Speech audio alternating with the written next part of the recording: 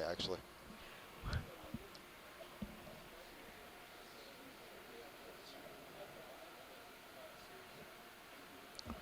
There may be a cup coral coming up here. No, sorry, Rian. I think this is actually a grapefruit sponge. My bad. It's just in the shadows.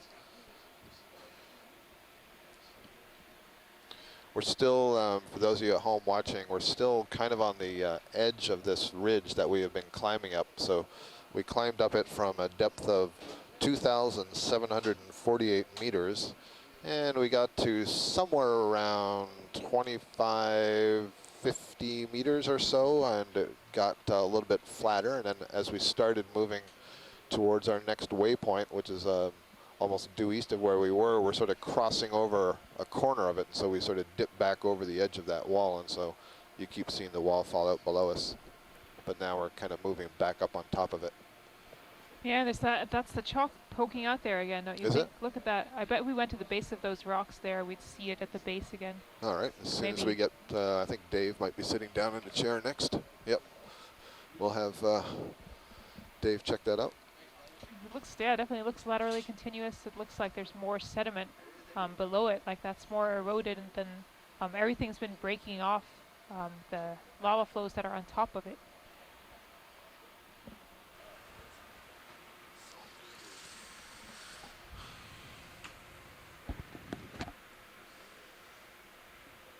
Pilot nav. Kind of a strange configuration here.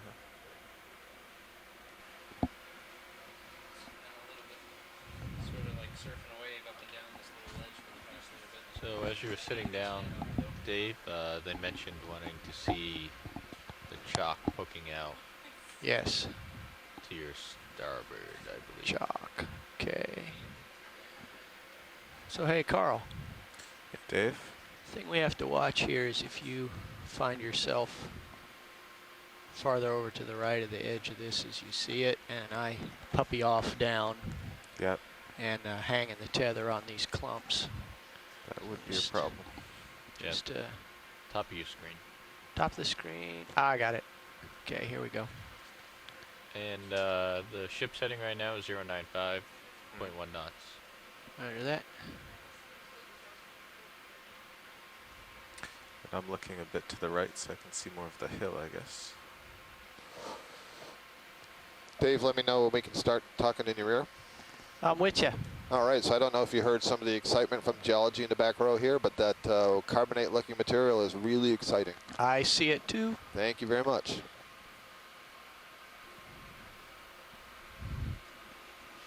Yeah, we saw that really nice exposure just off to the right. What speed is the ship going? South, I guess, or southwest.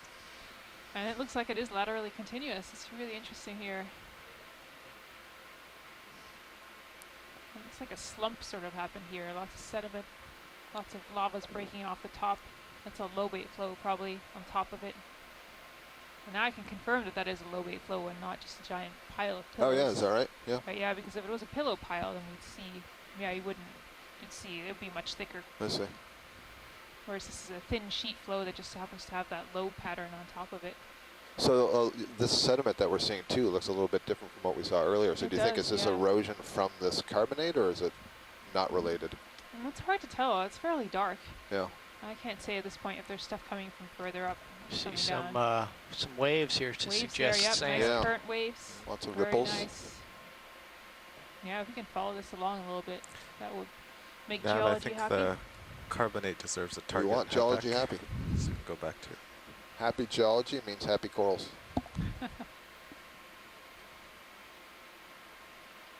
Yeah, very nice waves.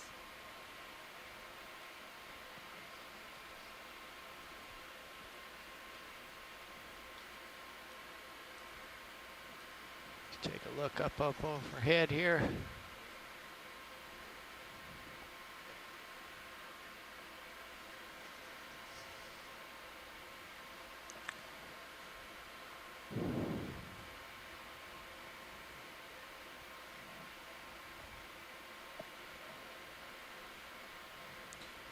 As we check out this geology, just note that the corals are the same sort of corals that we've been seeing for quite some time, the Corralium, occasional bamboo coral, unbranched whip lepidisis, and these grapefruit sponges.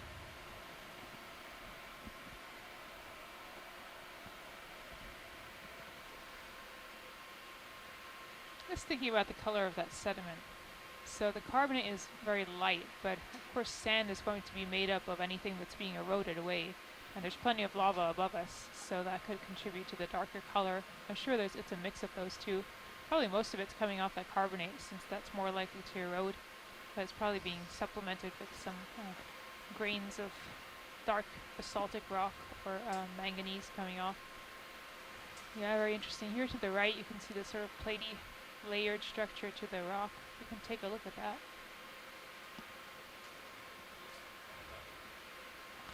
I'm just feeling my way in here. I'd like to get my toe onto this, what we suspect to be a carbonate here, and just give it a little nudge. I'm not sure I'm going to be able to do that here, but we're just going to investigate.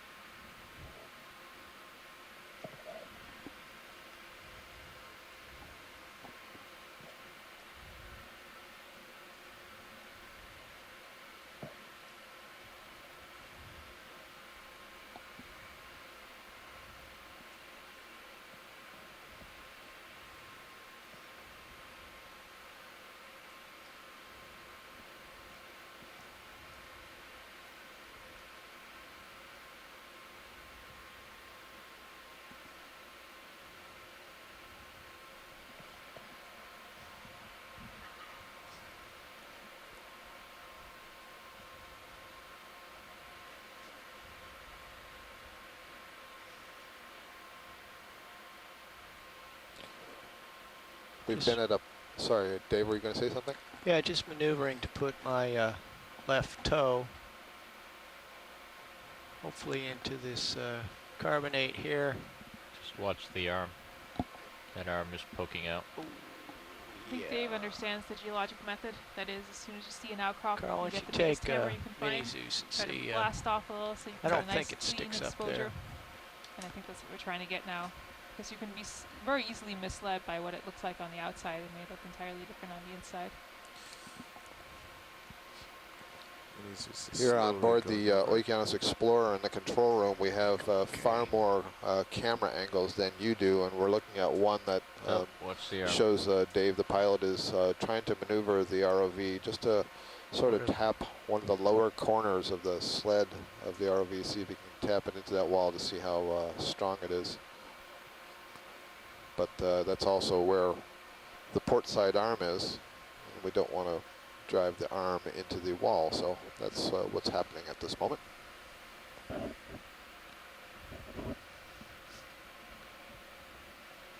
You don't want to break it. No, we just gave it a little press there to see if it was clayey, as we found in the canyons.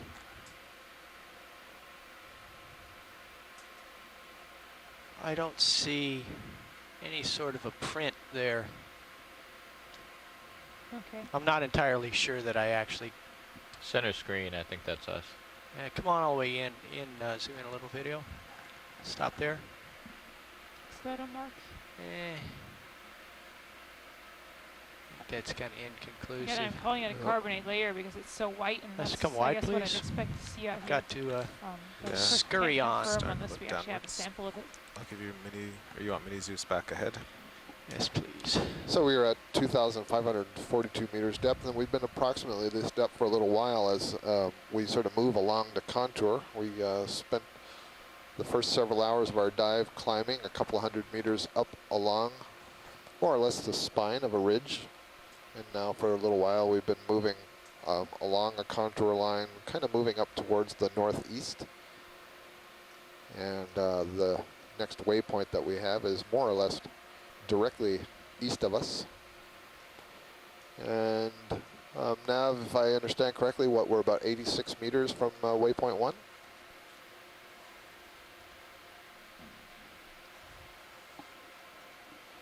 $130 meters. 130 meters from waypoint number 1 for those of you who have the dive plan and can see the 3 waypoints that are marked on there. Oh, wait a minute, waypoint 1. Come on. We started at a different I pace think- than we intended I think to. they were named Yeah. waypoint 0, and so this is. Oh, that's Okay. interesting. This is waypoint So this 2 is. then for us. We either did 0, 1, or 1, 2. Then this would be So it 2. would be waypoint 2 then on here. Yeah, the first one was Yeah. named bottom target. And then, so this is waypoint 2. Okay, there's more of Yeah, that I think you're carbonate layer. puppying off and Got it. pulling Yeah. my heading a bit. Yeah. Right, that's Coming bang on, back. If you 25, want 40. to, Okay, so, head back And up. this is the target distance right here. oh, I see, 98 this meters, is- thank you. This is from the ship, and Okay, this is from the ROV. I do that all the time, Josh, Yeah. I don't know why. Thanks. No problem. All right, so we're just under 100 meters from what you see on the dive plan is waypoint number 2, which is marked at 2,548 meters. So we're pretty bang on. We're just a little bit low on the slope here right now. So this is great. We're making some really good headway. Go ahead, Bridge. Copy that. 100 meters. Okay, my heading's back to the proper place. Yeah, I just wanted to come up to the top of this here and light Yeah. it up just to make sure there's nothing that you might bump into. I was Looks better. getting a little far One of the over observations that is being traded in the event log, the instant messaging room that the scientists are on, is about the Serianthid tube anemones that we saw a little bit earlier. So when we first came across that, what we believe might be a carbonate wall, it had lots of small burrows and some slightly larger, and protruding from many of those burrows were these Serianthid tube anemones. And so one of the things that I was just thinking is kind of interesting is that the only place those Serianthids live?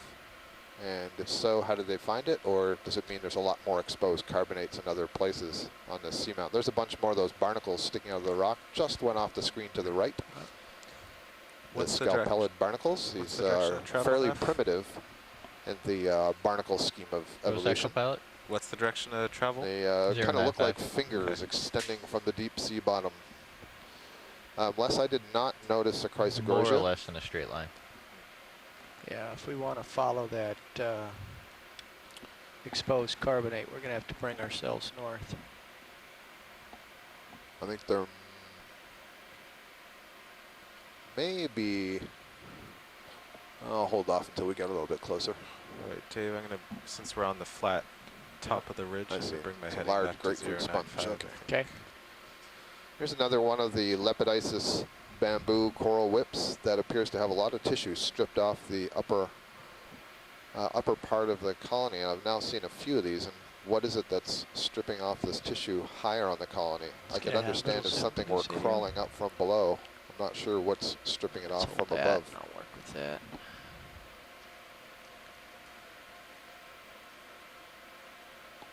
Kind of interesting. It's also missing some tissue lower down, kind of midway through, and then certainly at the base near the holdfast. So something's been chomping on that. There's yet another group of the scalpellid barnacles just off screen above. We'll see it in the distance, and a closer group, I think, perhaps in front of this grapefruit sponge. So they are not uncommon, at any rate, down here. It is interesting to see what the shoreside folks seem to think. It's interesting that each of these groups of barnacles we find is in a clump. We don't just see one. We see multiples of them. Les Watling is proposing that perhaps the reason there's some tissue missing is senescence. I don't know if these corals ever grow old, but if they do, then the tissue has to die at some point. But you can see it's stripped off there very cleanly. The polyps down below have their tentacles extended. The polyps up above are missing it. You can see the nice margin there between the live tissue and the dead tissue, or the dead part of the skeleton with just the dead part of the colony with just the skeleton showing.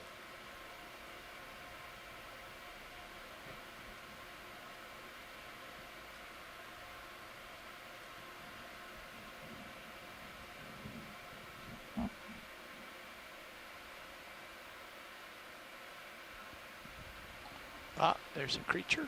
Yeah, it's maybe a polychaete. It can't be in the Armadonopheroid because it's the only thing that's there. Lost your toe. Yeah. Les Watling was noting earlier that he and one of his students are describing species Okay, in this so we're gonna have to- group of bamboo Yeah. corals that are unbranched. And the name gain that a they're little interested in tether here. plays on the theme that the internodes there these. are very long. So sometimes when you see these bamboo coral colonies, the distance between nodes varies, and that may be an important taxonomic characteristic that allows us to identify them and classify them.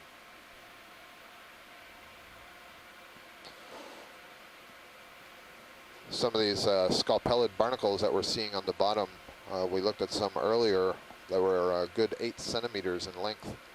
So really large barnacles.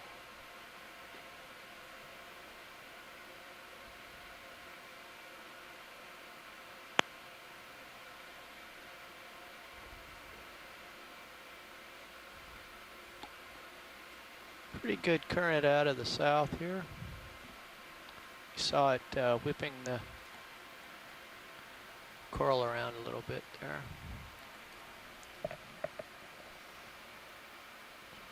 Seeing at Okay, least video, 3 like or you come 4 or in, 5 little help with patches silk, of these Carl. scalpellid barnacles. Sure. There's one, Lower center. Tilt down, please. so here we see a sponge, and then just to its left are another group of those barnacles. Okay, coming They're left. really quite large. Can we have the lasers on, please? Lasers coming up. Lasers are on. Thank you.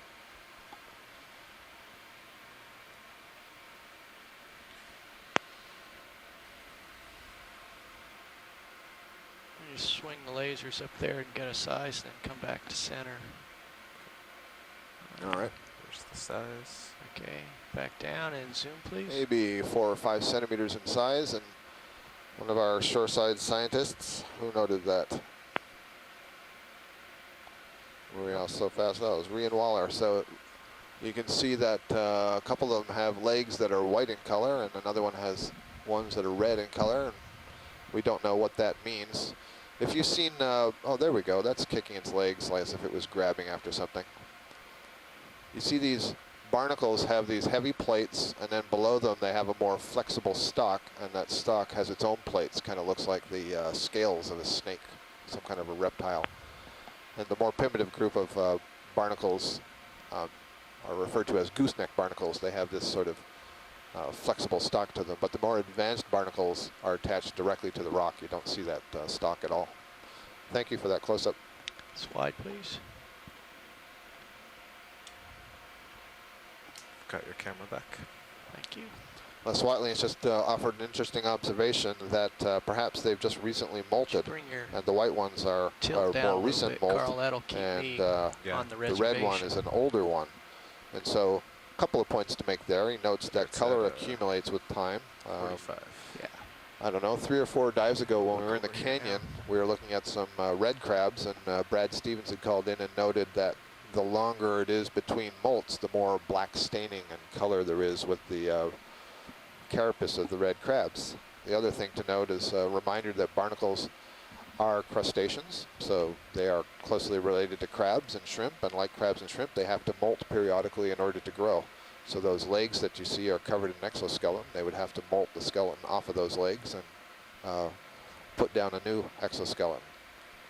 And so perhaps the white exoskeleton was the newer growth, and the red one Heading back over the had edge. molted a longer Yep. period of time ago. Thanks, Les. Looking at carbonate.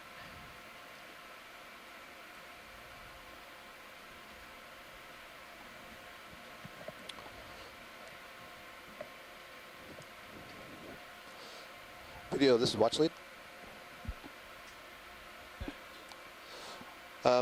I got something from shore here that asks for the heading back on the ROV quad screen, and you're not controlling that. Oh, I see, I see. Never mind. Sorry. Cancel everything I just said. Here's this carbonate layer again. Very interesting. Nice overhang. There may be the bramble bamboo stuck in there. If we can get a quick zoom, Dave, on the left side of this overhang. See that. Okay, video, let me push in a little bit here and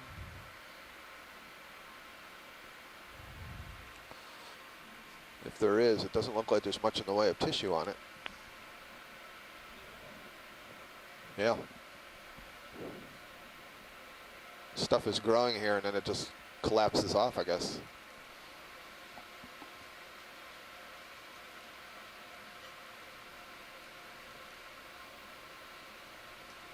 Some Let's gnarly come in a looking little bit. corals here.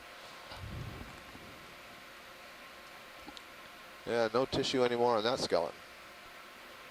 But the interesting thing, what I'm trying to see is if there are nodes. And yeah, I guess I see a couple of nodes.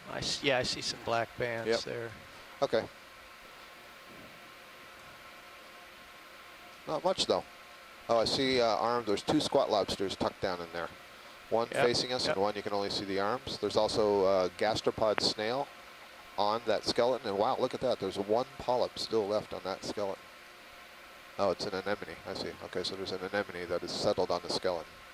And there's also a hydrozoan that's settled on the skeleton. There's one of those skeleton shrimp off to the left. Corralium amphipod. There's so much stuff once you get close enough. Okay, thanks. Wide, please. Full wide. Thanks.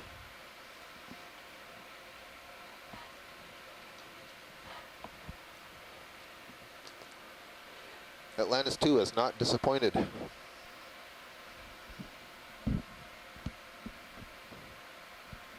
A little bowl in here, Susan. Oh yes, I looked away. I was absorbed in the chat log. This is interesting, yeah. And these sediments must be coming from the carbonate layer to some degree, otherwise, unless they were carried in there by currents from elsewhere, I guess.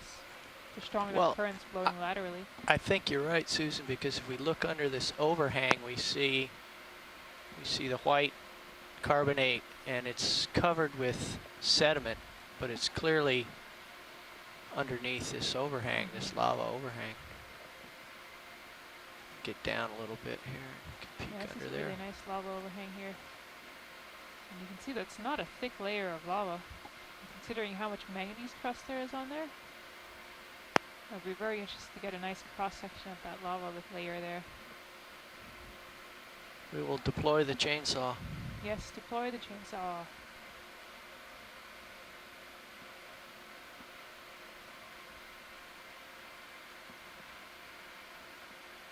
Oh, it's so strongly undercut. That must be because of the currents coming along, breaking that off. Because otherwise, Yep. I would think the overlying lava would help Another hold it big- together a bit. Big exposed cliff coming up. Yeah, you can see this on the Sirius camera. Very nice. We're going to see more of this chalk layer, or I guess carbonate layer to be a little more generic.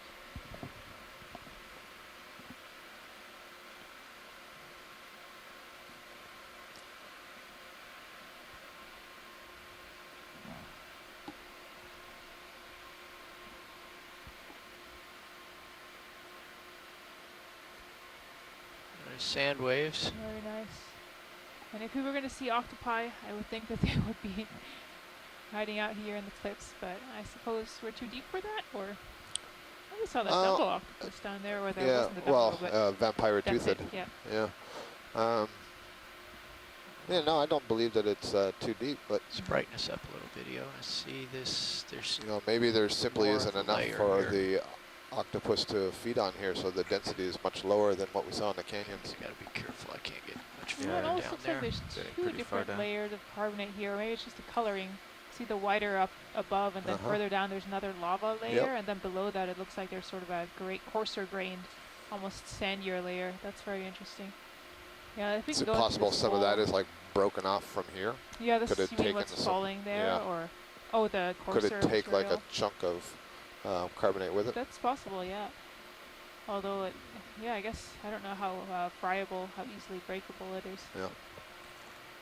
It's odd. It looks like, in my view, it looks like the face is about twice as tall as you, but in your view, it looks small. We have another request to have another close-up of the wall to see if there are Serianthid anemones, tube anemones that are protruding from the burrows. So the first wall that we encountered, it was remarkable how many anemones were using those burrows, sticking their tentacled tops out. Yeah, give me about a half a Interesting. zoom here. Try it floating first. Interesting yellow sponge up there above. Let's see, I see some sponge sticking out of some of those openings, or I presume there's an opening underneath. Don't actually know that.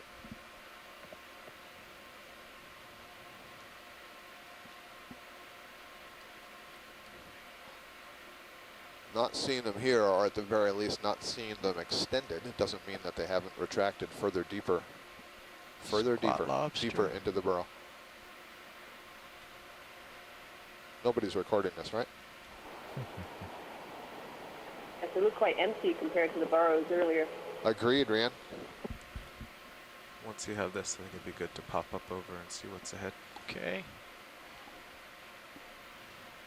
Little squiggly thing So- right between the lasers.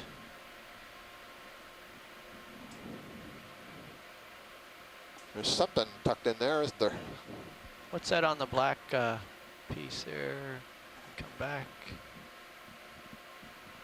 So there's an anemone on a sponge, and it looks like a sponge that's, I can't tell if that's a hole or just It's a black rock. staining. No, it's a looks like a chunk of lava embedded in the Huh, that's freaky. Interesting. Or a holdfast for a black coral.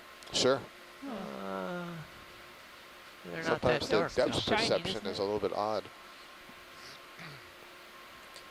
Can we take a macro on this? Yeah. Oh yeah, so ahead. Art Go Art ahead. is pointing here from a different view. You can see a stalk arising there, so there's definitely a holdfast, and I think that's Oh. just dark staining of the holdfast. Oh yeah. Yep. There we go. Yep. Well done, Art. So Les is making a notation here that's essentially, I think, Susan, you said this before, that this looks like an old reef got overrun with lava, just like the Big Island today, and you were suggesting that's what happened Okay, let's come shortly wide. after the seamount was formed, drowned. right? Yeah. Yeah, for the drowned, when the seamount. Yeah, I guess for the drowned. Okay, got Full wide. Because again, I guess Pop the up low for a weight little flows, I'm look. not sure. I believe the low weight flows would be indicative of submarine volcanism. Because Luckily if you the had that kind of a tether's staying flow above over the water, there. you would Over there. see a Yeah, that's where the Concoil current's type coming lava, from. like you see Yeah. in Hawaii, that really sort of beautiful. That cup coral Sort of a right form there. of on current the Current from I the guess. south, heading downhill. Oh yeah, sorry. Can we zoom back in here just above the pink corallium? Sorry, Dave. There are some cup corals, and these are the first cup corals that we have seen like this. We did see, I think, one solitary cup coral when we first Zoom. got down.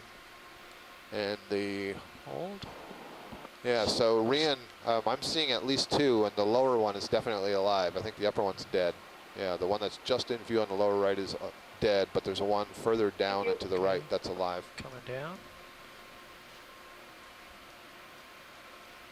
There it is, just to Oh, the yeah. right of the Yeah. Corralium. There's a nice living cup coral, and that's our first of the day. And so, Rian, if you think you know what this might be, by all More means, zoom. please let us know on the phone. Hold. So, Carl, Yes? just take note of the ship's little divergence there. Yeah. You swing north a little bit. It's so hard to tell species of cup corals just from More zoom. pictures. Welcome to our world. More They're zoom. around it. You know, it could be a desmophyllum, something like that, or maybe a Dusania. Video zoom.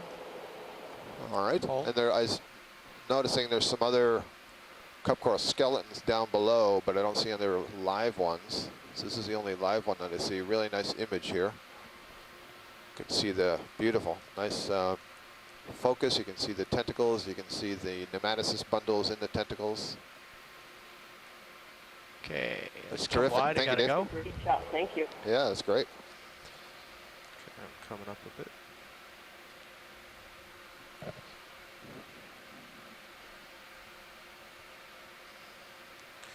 So is our intention to follow this? There's so many Drop off? species of cup corals that look very, very similar. Yeah. Because if it is, we could move I serious. certainly feel that way. I can't north begin of to it, identify them. You know, instead of Sirius being on the other side. Oh, I looked away for a moment. Did we come up Yeah, over me that going layer?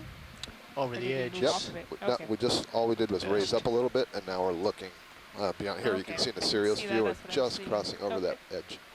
All right. Yeah, we just popped up here to check the terrain, light it up for Sirius. We're contemplating moving Sirius a little bit to the north to the left so that I am not having to take my tether down over the edge. Sure, yep.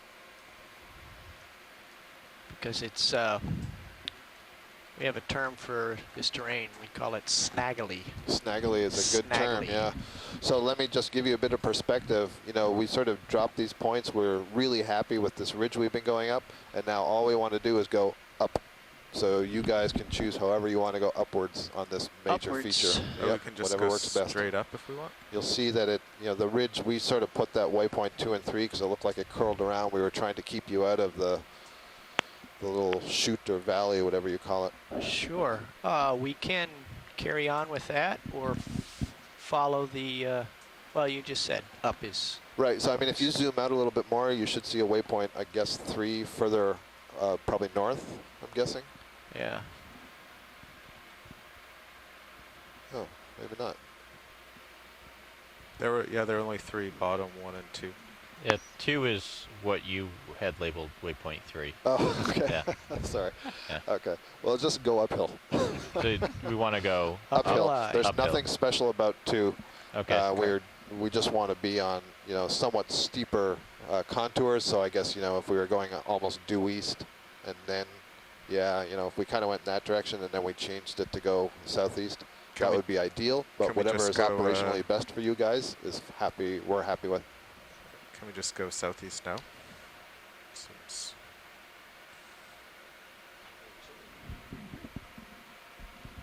Yeah, just as we've sort of zoomed out It's no here on our steeper. high-pack mapping screen. it's no steeper And going east than Something I've been southeast. thinking about this whole dive, just seeing all of these lavas, and then of course we have the carbonate layer, but this is predominantly a lava feature. So we see a lot of these ridges and sort of lobes that come off the seamount, and it's not clear to us immediately whether these Just are quick zoom. erosional features, that is, the landslide swept down and sort of That's created good, ridge thank you. lines. But since this is all lava, this must be a constructional feature, not an erosional one.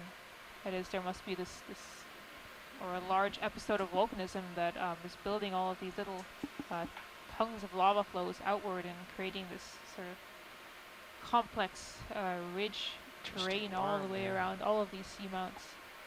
And of course that's sort of can't make that conclusion just based on this one dive that we've seen today, but I'm surprised to see this just being entirely constructed with lavas. So Oh, Scott, there, another Holothurian. this is our Or nav. did we see that already? I hear you, Nav. So would you rather head east and then southeast, or just head southeast right now? Oh, let's see. How much of a, yeah, southeast? Susan likes southeast, let's do southeast. I like someone who can respond immediately. All right, copy that. I'd like to see, yeah, if we see any changes going further up, if we So- find some more carbonate. Sure, yeah, I was just like, go like that, Okay. but this is fine. How does this That's fine. look? That's Yeah, good. that's fine. Yeah, 130. We'll cross a little bit of flatter stuff and see how it differs from the steeper contours. I mean, look how flat that looked, and we had great things. Hey, copy that. So I'll start us moving that way once this move finishes. We Get should wide, be just please. about done with this move. Thank you. There was a nice squat lobster there, Galahad crab on the Corralium.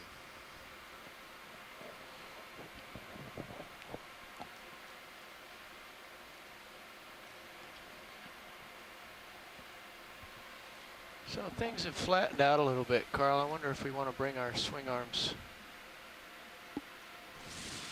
What are Yeah, our things light have definitely angles? flattened That's out, what but I'm that's still what seeing I'm the trying same to low figure weight out. texture Putting as I more saw down. further down. Yeah, on they're some more of the flat down areas. than ahead. If we could Want get them the upper ones up. just a smidge. Okay. All right. Let me come up a bit first.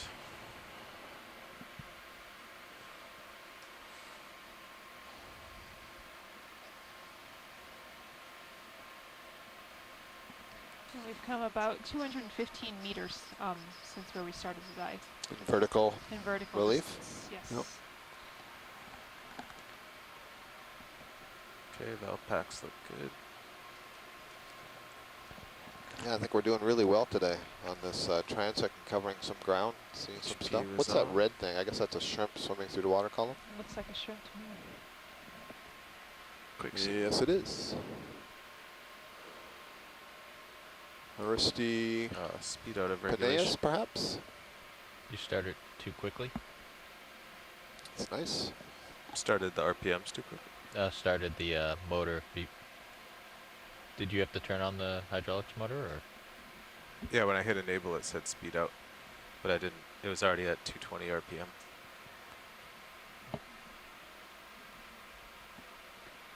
Okay, we have to let him go. Maybe as a reminder, if you had missed this earlier, maybe for those members of the public joining, we are having a longer dive than usual today. Usually we end at about 15 or 1600 hours Eastern Standard Time, and today we have the go-ahead to continue Alright, I'm ready till to 1800 hours, at which time we'll need to come up to the surface again. There I am. So we're getting an extra 2 hours of dive time in here, and I think this is a great dive to have that extra time on. I think that's all the way down. Okay. Yeah, that was Great, all the way thanks. forward. Get It's a to good one. choice of a dive to have longer, that's for sure. So are we making, Yeah, the starboard one was pretty far back. So Was that Dave? I haven't put in Is the that new ahead of move us? yet. Yeah, is this a let's tipped go. over bamboo coral perhaps, or is this something So it'll be a more 300 flexible? meter move at 1 knot Squishy, at as a they bearing say. of 135. There's a at 0.1 knots. black Point coral one knots. So if bathypathes you guys in want to the get lower set up, left I'll corner. call that in. well, I'm almost there. Okay. And Oh, maybe it's just a bamboo coral that's growing out this way. We're so high right now, so far, we don't realize it's Okay. actually sticking up Oh in the yeah, water column. that's probably, yeah, you're right. Okay, HPU off. All right, I'm going to call it in. Here's maybe So a it's black coral 130? storopathes, and we haven't seen 135. one of these in quite some time now. I'm Nice sidling little over. lobe sliced in Okay, half am I there. heading over? To the bottom Bridge, of the screen. RV nav. And again, this interesting texture on top of the lobes. I really don't know what that is. That I can't How are we tell doing if with this that's ship sort of move here? after the We're- lava is formed. If that's a All right, manganese. can we stop this feature. move here? That's And then interesting. I'm going I'll to have put to in a new confirm that that later tonight. Maybe I'll ask some of the experts to try to It's identify 300 that. meters at a bearing of 135. It's so great to have At 0.1 access to knots. experts while you're out here, you know, It and is. basically have your That's correct. And if you could update me every Academic 100 library. meters, that'd be fantastic. on board with you. Take your time. Thank you.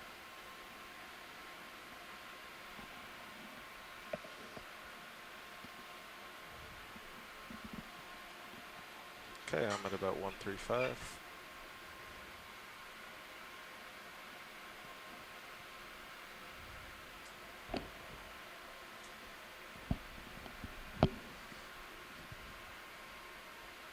The camera's 45 degrees.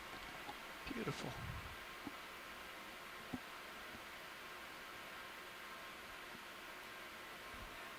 So I guess we have a little bit of time here. Copy that. I was Move asked underway. earlier to talk a little bit about, these are sort of two bigger topics maybe that would be helpful to understand, and that's thinking about why are these seamounts here in the first place, and the other is thinking about how do we know how old they are. So maybe I'll answer the question of the geochronology first. We do have an approximate age of about 89 million years for the seamount. Just get a And quick geochronology is something that I am working on as a PhD student, so I'm definitely interested in So hold that getting for an a moment. age for a seamount. And that's Sponge. actually not a trivial thing to do. First you have to get the rocks. And a lot of times when we get the rocks, we're not doing it with ROVs. We actually use a dredge, so that is we kind of run a ship on the surface and we put down a large iron bucket that basically scrapes rocks off the bottom. So we have no idea where they came from. They could be at the bottom of the seamount, they could be at the top. A single seamount can be active for up to 10 million years. That's quite a long time period. There are a lot of factors that affect how long you might see Bubble volcanism in one place. But there can be several million years between sort of the youngest and the oldest rocks on a seamount. And Atlantis too has been dated. I'm not sure if it's exactly this edifice, Okay, wide, but please. I suspect that it might be as the main one. And there's sort of a variety of ages. And to give you an idea, sort of the precision that we're talking about here, there is a mineral age. These are considered some of the more precise ages of 88.9 plus or minus 2.5 million years. So an error margin of 2.5 million years. That means that it can be anywhere sort of within that range. That's fairly a high error margin. Of course, this age was done back in sort of the 80s, 1984. Age dating methods have improved a lot since then. We can get much higher precisions. I won't go too much into the method of dating. If any of the members of the public out there are interested in that, let me know on Facebook. I can definitely leave some comments on that on the OEX Facebook page. It's definitely quite interesting. How do we tell how old a rock is? But Susan, again, I there's a read lot of complexity involved in getting an age for a seamount. I read an excellent book on that subject, and I think the title was Nature's Clocks. Nature's Clocks. Okay, I think that's so. not a book that I'm familiar with, but But sounds interesting. did a good job of explaining carbon and isotope ratios for the layperson. Yeah, so I guess there's probably a lot of there's different ways that we could date different layers here. I mean, with that carbonate layer, I'm sure there's some other methods we can use to date that. For the rocks here, or the method that I sort of specialize in, I guess it's known as the 40 argon, 39 argon method. And 40 argon is an isotope of the element argon. So again, this is a radioactive decay method. And that is, we know how much of the parent material there was at the beginning, and then we look, that is when the rock was formed. We can measure how much is left now, and if we know the decay rate of that isotope, we can figure out how much time has passed since the rock formed and now. Hold that. And the argon-argon method is how Atlantis 2 seamount was dated.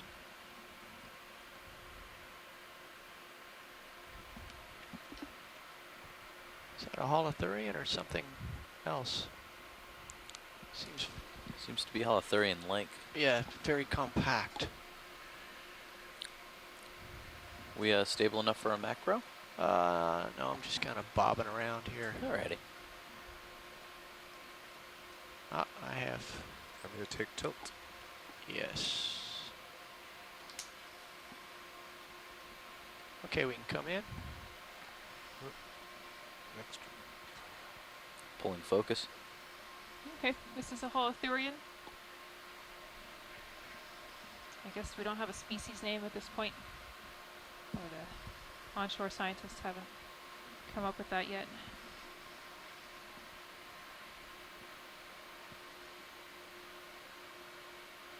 Yeah, interesting, at the base there you can see those little tentacles. I'm not sure if those are some of the tube feet or if they're just on the edge of the Holothurian.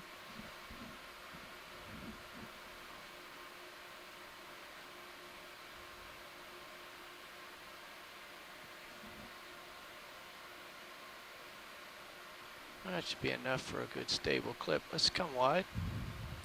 Let's go. Full wide. Thanks, video.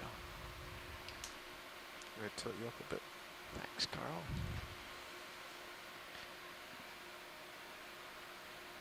Looks like a quick zoom crinoid, dark red, I think. Sure looks like a stock. Oh yeah, this looks like a crinoid, a stock crinoid again. Okay, wide please.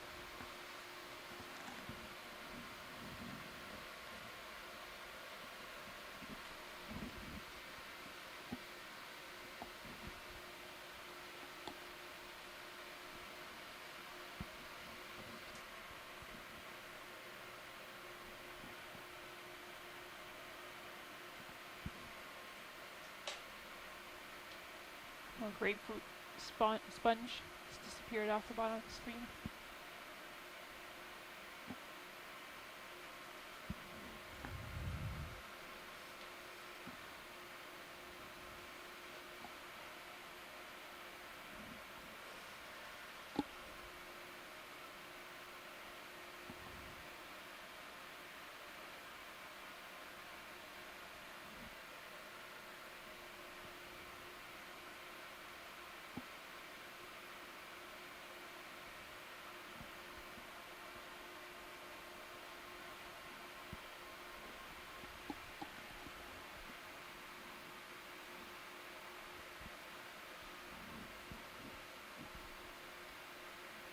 More grapefruit sponges, other corals coming up on a bigger one in the distance there. Maybe we can take a look at that one.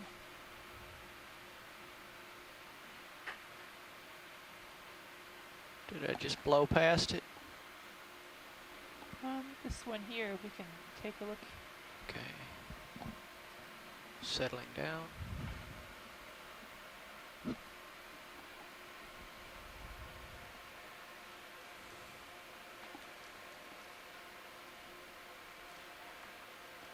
Okay, a little bit of zoom, please.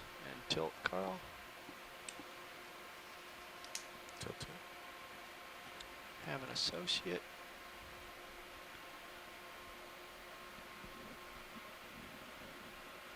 Okay, and I have an ID here from Tim Shank at Woods Hole. Coral, Chrysogorgia. I think we have seen these earlier, I believe. Oh, there's a crab on there too. A Chirostylid crab.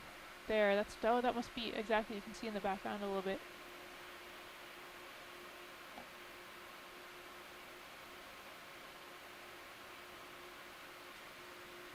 Oh yeah, it's actually quite large. I wasn't seeing it at first, but sort of hidden by the branches of that coral. Camouflaged. Oh, lasers are already on. They're just the same color as the coral. Yeah, let's see if we can investigate that a little more, see if there's maybe more than one on there or just one. It's just that one there. Okay. Didn't see any others coming in. Put your camera back up. Thank you.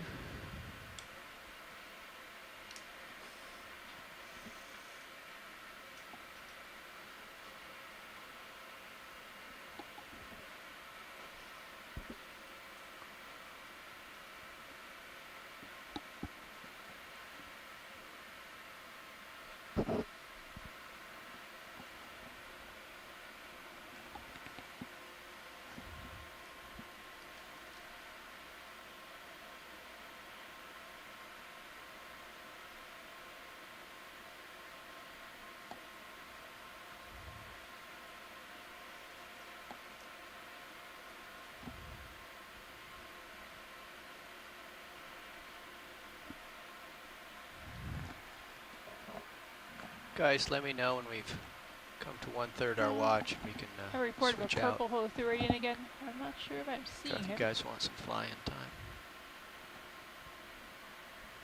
Is it 4-hour watch? Yeah, and we have a dinner break in an hour, I think. What's that directly ahead of us underneath the rock? There's some white specks It's there. only been 45 Yeah. minutes so Some more far, right? sponges, I guess. Okay. It's been an hour. We started at 3:30. No, it's 45 minutes, yeah.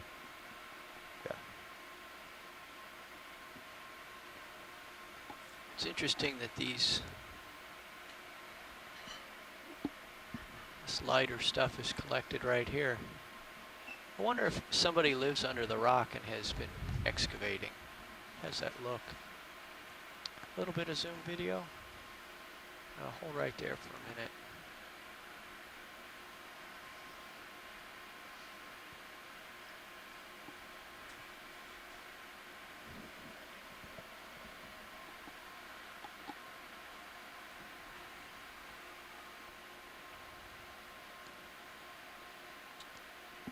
Oh, it's, shall zoom in a little bit more.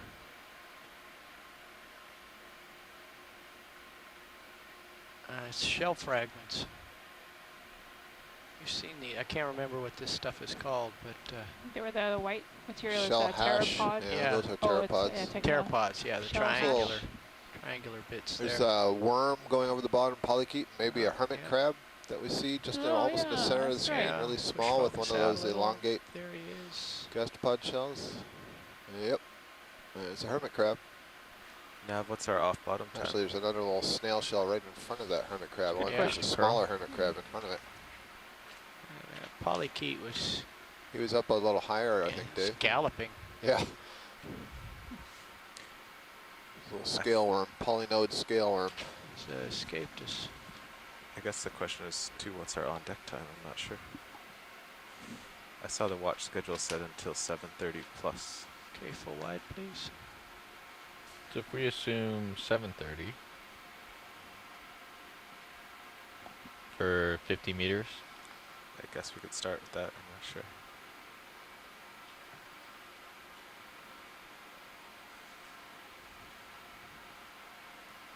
More nice lobes here, further up possibly some pillow forms.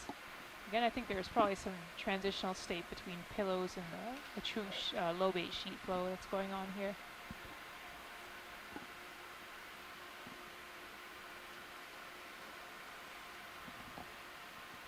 Here again, some more platy structures. It's like somebody dropped a great big lobe and it broke and shattered into a whole bunch of pieces. It does. Several black corals here, Bathopathes.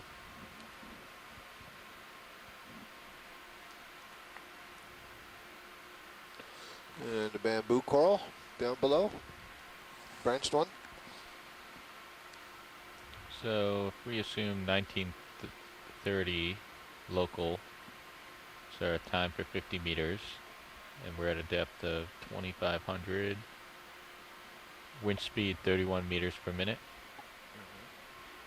then off bottom time is 6:10 or 22:10 UTC. It's about an 80-minute ascent.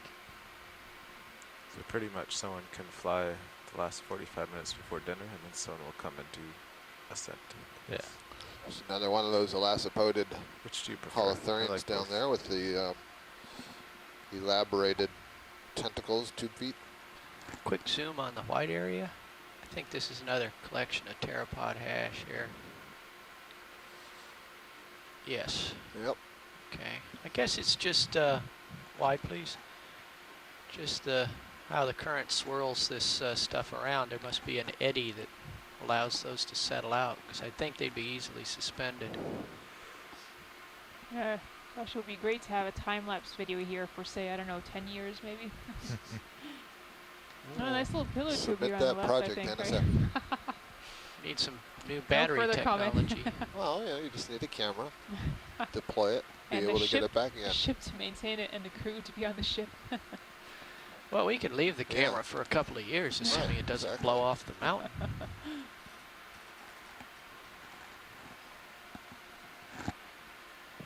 Guess There's that's another true. one of those purple urchins. Since this is not an active seamount, we don't have to worry about any of our equipment becoming covered by lava, which happens when doing monitoring in active submarine environments.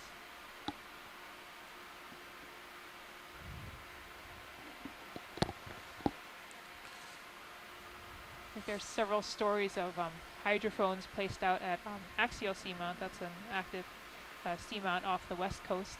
And the team placed hydrophones, came back 2 years later, and those hydrophones were covered with a fresh lava flow. But again, that's unlikely to happen here because these are old seamounts and they are no longer active. Watch lead, I have a coral question. I'm ready for your question. Well, we've been, along this flat, we've just been passing over hundreds and hundreds of corals, all different. Yep. And but they all seem to be a couple feet apart at least. Yeah. Has anyone studied? You could stop right there. Nobody studied anything about anything of these. Okay. So submit an NSF proposal. No, so we were talking earlier about the sponges that appeared to be, in a linear arrangement. There was always space between them, and so there's so many different issues to that, right? How do they perceive each other? What is it that's controlling the rate of growth, the size of growth, the recruitment of new larvae near existing corals and so on? And, current is going to have something to do with that, the amount of larvae. If the substrate is ready for larval settlement, meaning, is there too much sediment or is there too rapid a current flow over it that might carry it away? Lots going on. On that colony, that red colony we were just looking at, Yeah. there was something. Back. Yes. There's a couple Did of you see? somethings. Yeah, there were. So there were definitely some anemones, but I'm wondering if there was also a nudibranch. That's what I'm interested in. Working my way back. Yeah. These rocks So that's are the slippery. anemone, a couple of ring anemones, but that thing right there that just came Yep. into view on the left. You have any more zoom video? What's up with that? Oh, yeah. That's something different. I don't think it's just an anemone on a really weird angle. Yeah. Yeah, Maybe sort of two. curled away towards us. Yeah, there's two. There's one looking the other way. Okay, we've been seeing a lot of these anemones today on corals. tilt These this down quotes slow, ring Carl. anemones that fuse my their resolution. pedal disc Yeah. around the branch. Very interesting. Yeah, there's several anemones scattered around here. Yep. And somebody's walking on the back side there. You can see the Oh, Polyps polyps are close. closing and the little yeah. What is white. that? That's cool. You can see as it goes by each polyp, it pulls its tentacles in. That's great. It's kind of meandering, isn't it? Do we have any more in the... That's all you got, pilot. That's all you It's got, huh? That's full zoom. Gelatinous, We and are that's it's zoomed the in as white far part as is we the can. stomach. Yes. So the little hermit crab, maybe? Well, No, the little it's- white part is organ, I think. Oh, it's there, I see it gelatinous. now. Oh, yeah. It's white. It's Sorry, moving. Josh, what did you say? The little white part's what? An organ? I think it's gelatinous. It's really? transparent. Transparent. Yeah. So we're looking through it. Yes. Yeah. So I see. Yeah, its foot covers a larger area. It moves at a pretty good clip, I'll tell you that. Yeah, you don't see any legs or anything. Actually, I thought I saw... It's on the other side. Yeah. Worm, question mark. Doesn't seem to move like a worm, Rian. No. Nice. Bump us down just a smidge, Carl. Yeah, he's I hiding see some from more. us. I see some more polyps retracting their tentacles. Just like squirrel hunting. They're always on the far side of the tree. There you go. There it is. Yeah, I see it. Yeah. No, it seems to be crawling along the surface there. It does seem to be crawling along the purpose. Is that purpose to hide from the camera or something else? I lost it. Where is it now? It's on the Right. back side. We're right No, there. it's right there. Center, yeah, look at so you that. can see the It's little coming organ. around. Oh, Coming okay, around yeah. to the front Yeah. now.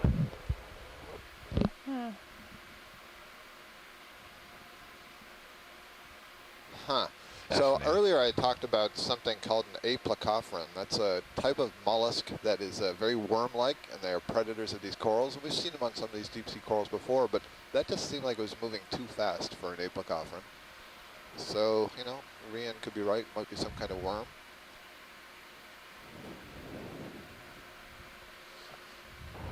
Tricky with that transparent body and the little white nugget in the middle. Yep. Well, I can tell you that we're going to look at the frame grabs closely and blow those up when we get them later, but gorgeous imaging. This is a really nice coral. You can see above the ring anemone that's on the left side of the screen, the tissue is gone, so you see the bare Yeah. skeleton above it, which is kind of interesting. See how thin the skeleton is there relative to the rest of the colony. Let's come out slow.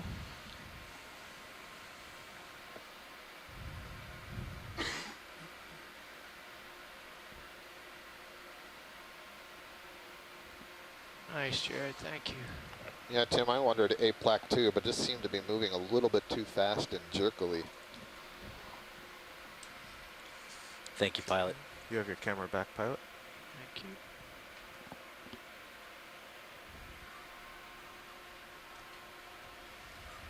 That was interesting.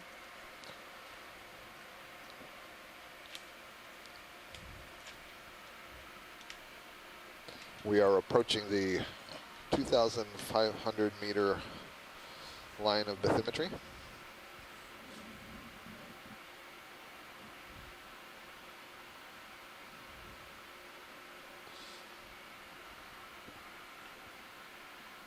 There's an Anthomastus, I believe, down below. Yep.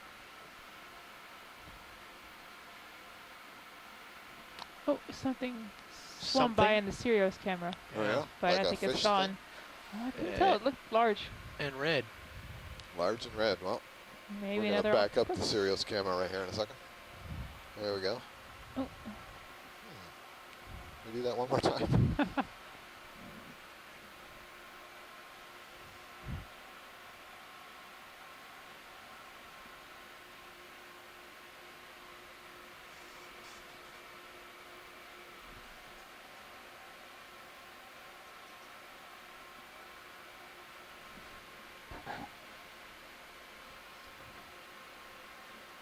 Looks like an amphipod.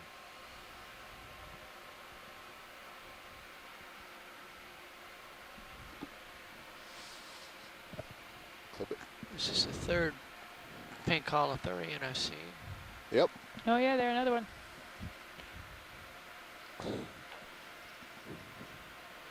The Spido corroded type Holothurians.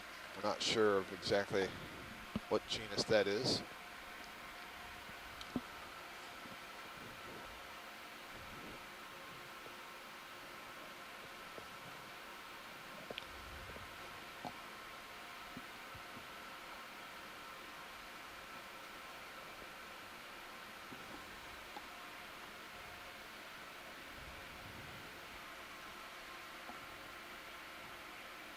I really like seeing that there's another Anthomastus coral. I really like seeing the sort of the bathymetric maps that have been produced by the mapping team, kind of ground truthed as we go across the bottom here. It's sort of surprising to see. We choose certain slopes, but that doesn't really seem to mean we'll always get sediment or Yeah. we'll always get hard rock in a certain place. It That's seems very definitely variable. the case here. So Josh, would you prefer to take over now or after dinner? You know, in that respect, Susan, what will be kind of interesting is Either. if we were to look at the Doesn't matter to me. plateau here, which you would expect to be very sediment covered. I'm just enjoying the show. If you're on this west or northwest slope, would the currents be strong enough Why that don't you maybe come there fly isn't for a as much as while? we might think? It's even That's what I was wondering, yeah, better if they're that way. carrying them off, in which case I would then expect to find a place where that sediment is being deposited, maybe on the other side of the ridge. I don't know. Just trying to think about where it would be going. All right. Because we saw so much sediment, I think it was more than 50 centimeters on Retriever. Yep. That's the measurement we made. And if there's that much sediment available, well, we are farther from the continent, that's true. When we're, you know, So- we're under the Gulf Stream here, and we weren't before in Retriever, so maybe the currents are, you know, stronger right here for the on average here. I think that's very likely. Headset. headset off. All right. Do you know if they did sub-bottom So you're pretty profiling far out. over this in Got some time to look at some. early Copy August? that. I do not know. What are we doing Nope, that will be a with question current for the here, Dave? mapping team. You'll feel it coming from your right. Okay.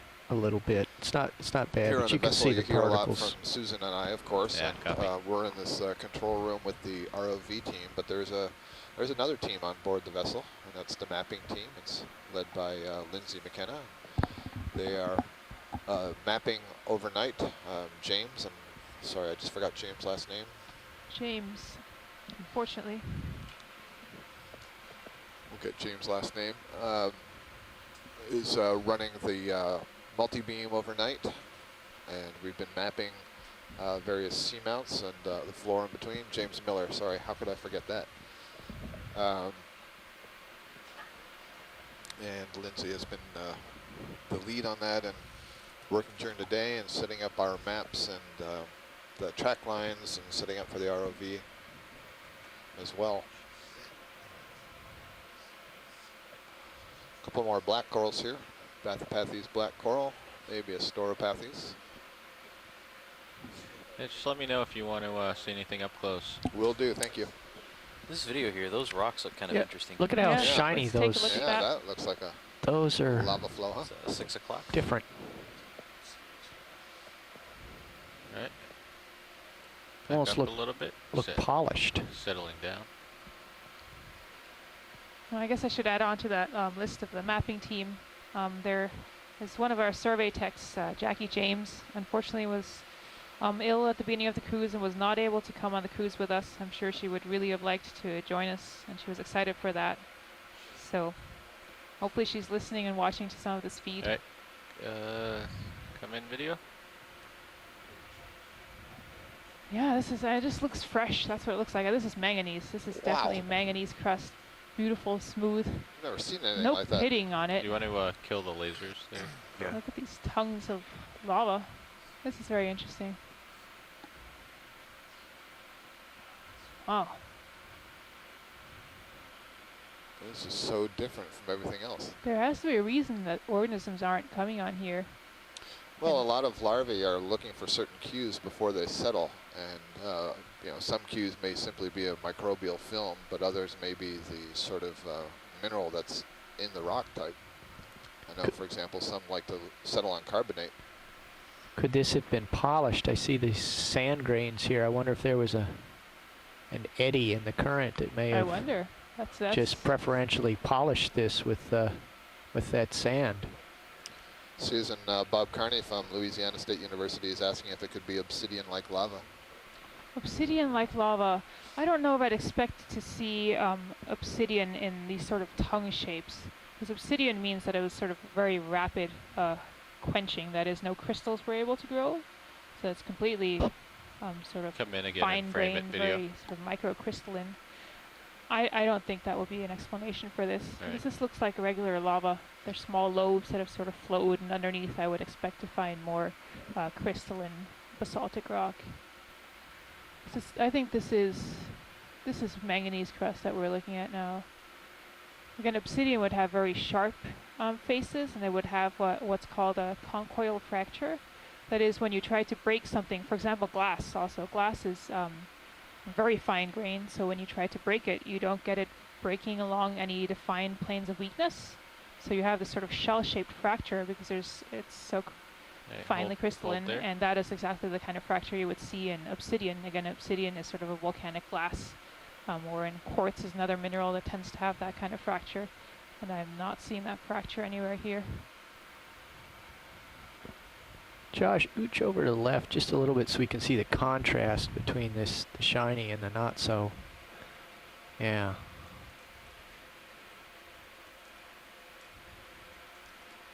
Alright, come in a little bit, video.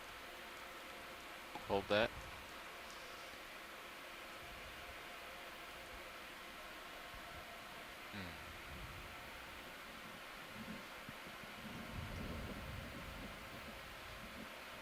Yeah, the duller stuff seems to have a rougher texture, or just less reflective. But there's also more sediment on it. Right, it's got the same, sort of general lobate flow-like pattern to it, but the microstructure looks a little bit different, what's settled on it. There's a little brittle star there, Ophiuroid. Haven't seen too many of those today. Yeah, again, I think this is another occasion where we would love to deploy the chainsaw, or the rock saw, I guess, but we don't have that tool available to us. Come on out, video. That was definitely interesting. Yep. I'm liking the eddy idea, actually. I mean, I don't know enough about currents There's a to say that, little, but see this it little seems so spot of it localized. I right do, here? yes. Yeah, that's way in there. Yeah, let's come in on this video. It's Go tucked in ahead. that hole, huh? Yeah. Same sort of thing. Yep. And I mean, I bet if you sandblasted all of the rocks around here, you get a really nice smooth surface there. Yeah. That shiny manganese coating. It's just so There's uniform another with little that. gastropod in front of that upper cleared off spot.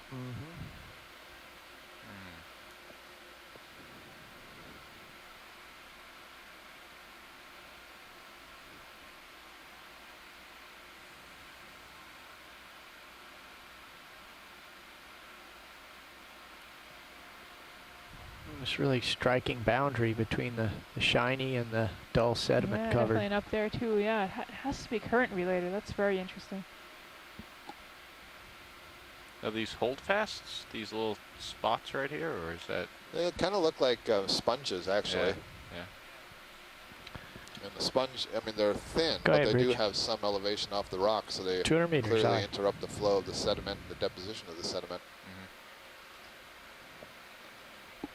Looks like a little polychaete beam. Oh no, that's an amphipod, excuse me. A little amphipod swimming. Yeah, right, we Being gotta blown backwards a little bit. we gotta get moving here. All right. Full wide, thank you, pilot. Thank you. So we're moving on up this slope gradually. We're headed more or less southeast, a direction of about 135, and sort of turning back and forth as we go, looking to our left and looking to our right. Our depth right now is exactly 2,500 meters, 2.5 kilometers deep on the Atlantis 2 seamounts. And this is the first ever exploration I wonder if that of was this seamount. We've had a really covered with exciting day, sediment? seen a lot of interesting the corals and geology thicker and grained sediment, some and then large that was fields washed of away, sponges with just some Like it's been fantastical shapes. polishing a little bit, and then we just happened to see an area that was washed away. Like Mhm. there's a little section right there too. I think this partly makes up for not being able to dive yesterday. I think Partly. partly, not completely, but Some more shininess. There's a unbranched bamboo coral. There's always a lot of sand Lepidisis. around it. A couple of the pink Corralium sea fans, the precious corals, probably Corralium bathyrubrum. I'm noticing that we're not seeing the white Corralium anymore up here, and I haven't seen larger sponges that are like those, quotes, great wall sponges in some time. We kind of left those behind. Same with the goblet sponges that were on the stocks. Haven't seen those in a very long time. Very long being relative, a couple of hours. time slows when you're in the control room. Yes. Well, it slows, but I can't believe it's also 5 o'clock.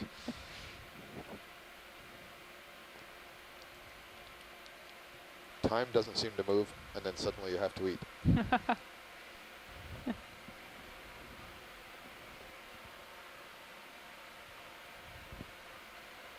Although I suspect that, I don't know, maybe real scientists would give up their meals just to be where the science was happening. So we Absolutely. should give up our Come in meal. quick here video. Snap video.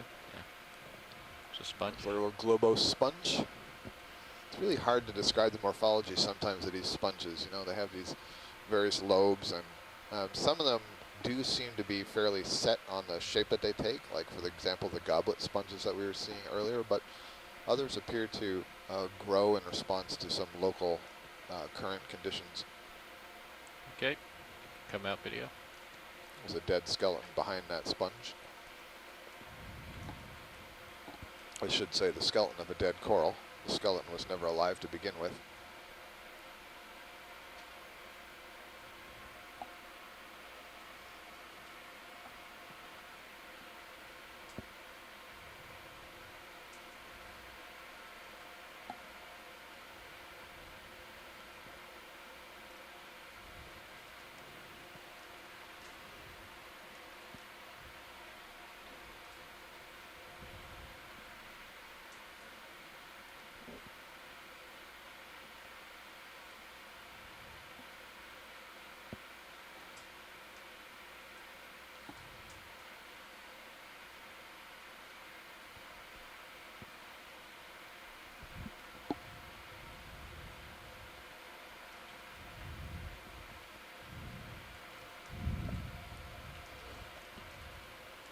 Another lonely bamboo coral. So I think it was Carl asked this question earlier about the spacing between some of these colonies, and you know, essentially why is there so much unused space down here?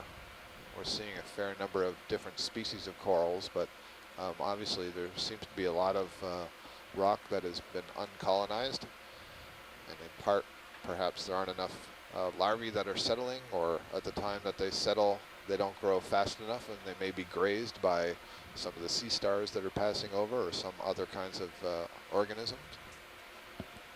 Maybe there's something about the rock type that the larvae don't settle. Maybe the currents are strong enough that they blow the larvae off the seamount and into deeper water.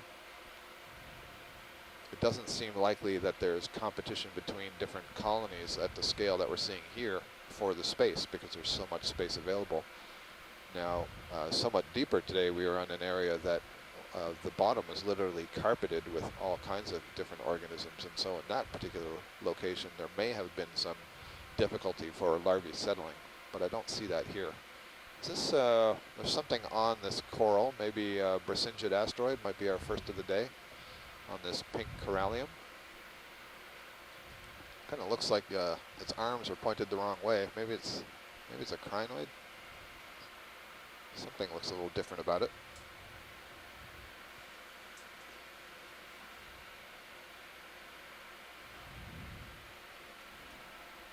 Oh, and there's another one of those little radar dish sponges. I was just saying we hadn't seen those in quite some time.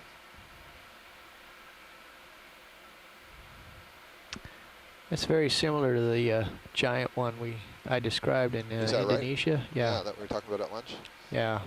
Just imagine that 2 meters tall and 1 meter wide. It's hard to imagine.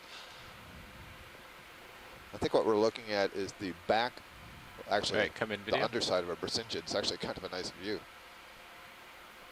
Sure enough, that's what it is. So this is great. Usually we see the Brisingid from the other side. So a Brisingid is a sea star. It's an asteroid. And unlike most of the other sea stars that are essentially feeding on whatever's below them, the Brisingid asteroid is feeding on material out of the water column. And you see it's got those long arms, and it curls those long arms upwards. And those various spines that are sticking off of the arm can be used to snag things out of the water column. Actually, I read one of Chris's, a couple of Chris's Econo blogs, some great blogs there, Chris, and had some really interesting information on this Brisingid that hopefully we'll get to a little bit later. Oh, I see. The arms are curled over and down. All right, so we are looking at the aboral surface, or the dorsal surface, if you will, the backside. It's just that normally we see these arms curled upwards into the water. Right now they're sort of folded over below it, looking like a more typical sea star, the way a sea star would be oriented. But when they're feeding, those arms are lifted up into the water column. Just as a side note to the folks on shore, in case you didn't notice it, there's also a little gastropod crawling over on this colony. I don't know if that's the arm of the asteroid itself wrapped around itself, or if there's a little worm there or something else, but there's, you can see on the right side of that, there's something wrapped around the arm.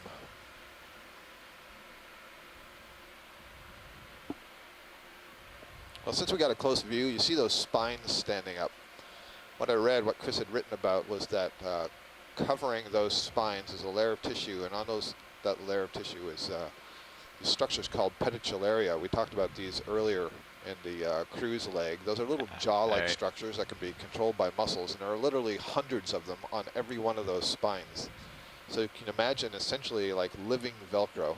And so anything that's sort of coming through the water column and gets close to that spine is going to be grabbed by hundreds of these little pincers that then transfer that food item around to the other side of the leg, where there's a series of tube feet that transfers it down to the mouth. So just imagine, it's just hard to believe the micro scale, what's going on in this thing.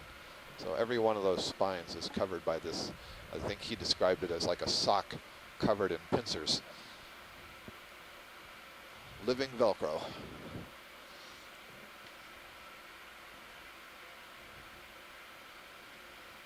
Very cool animal.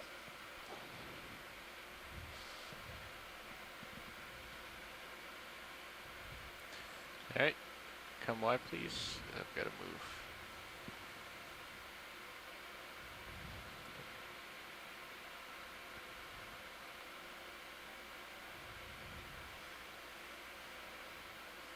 Pushing out. The second part of Chris's blog about the Brisinges was about the naming. As a really interesting history, and you should go to his blog and read about that. So go to the Econo blog and perhaps search for Brisingid, B-R-I-S-I-N-G-I-D. And so that animal belongs to the... Fish right in the bottom part of the view. Okay, There is a fish on the lower right. Yep, see it swimming. All right, snap zoom on this Thanks, fish. Peter. One of those Hold that. cusk eels. And another cusk eel, so I think that's the 4th or 5th cusk eel that we've seen today, so that's taking the prize at least for the abundance of fish. Seeing a fairly low diversity of fish today.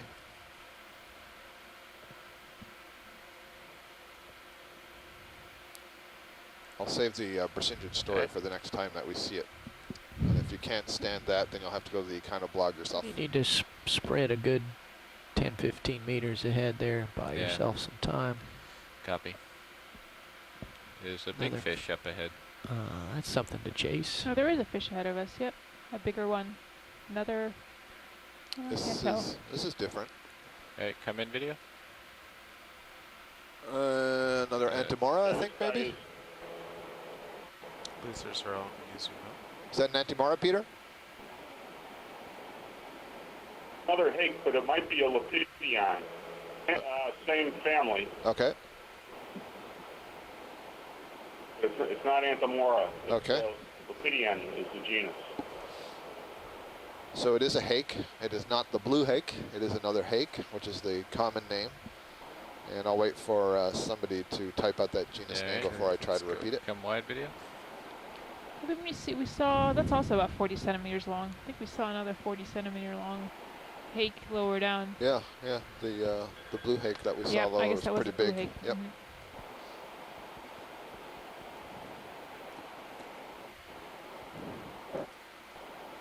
sponges are starting to pick up in abundance here, as are actually these pink Corralium.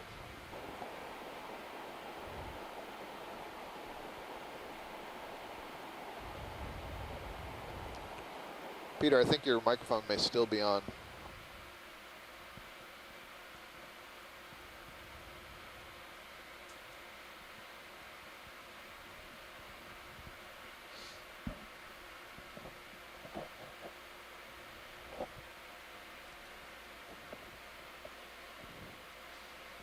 It's like a large dead sponge, the brown structure that we just passed over on the right. Some more black corals coming up, the Bathypathes form, the feather-like black corals. How am I doing, Carl?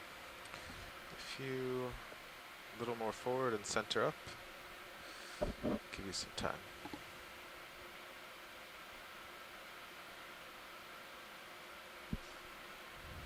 There's a little fish. We're moving through the water column, but if we can get that fish, that would be ideal. Go ahead, video.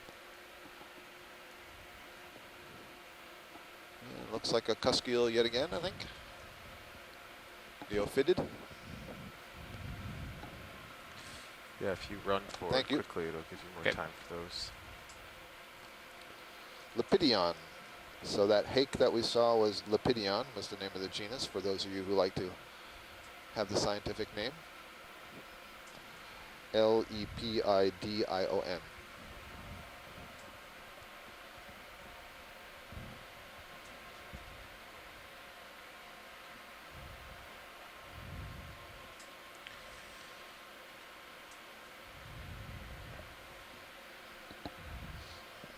That's a good cruising spot. Looks like we're coming over another bamboo coral whip. There haven't been too many of these bamboo corals that we've seen today. And just to its right, that orange fan that you see is another kind of black coral, genus Pteropods. And we've seen several of those today.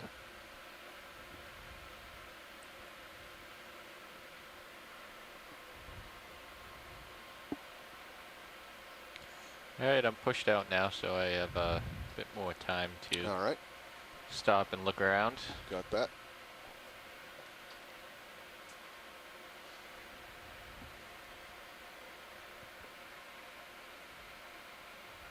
Another fish up here. Oh, good. Okay, zoom at will.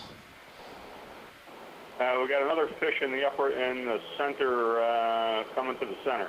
All right, We're on come it, on Peter. in, video. Oh, There's two of them actually. Yep. up there. Oh, There's yep. I one was close to looking the at lab. ground, and there's another one in the water column. This is a new one though, so let's get a good view of this. Excellent. Got a Up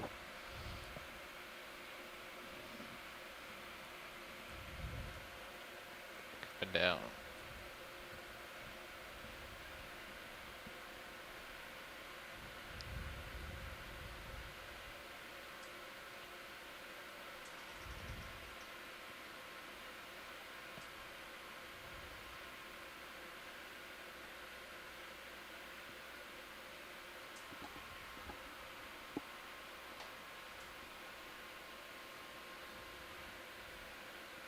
So this way out of our lake Andrea pool. Quattrini believes is another Come wide.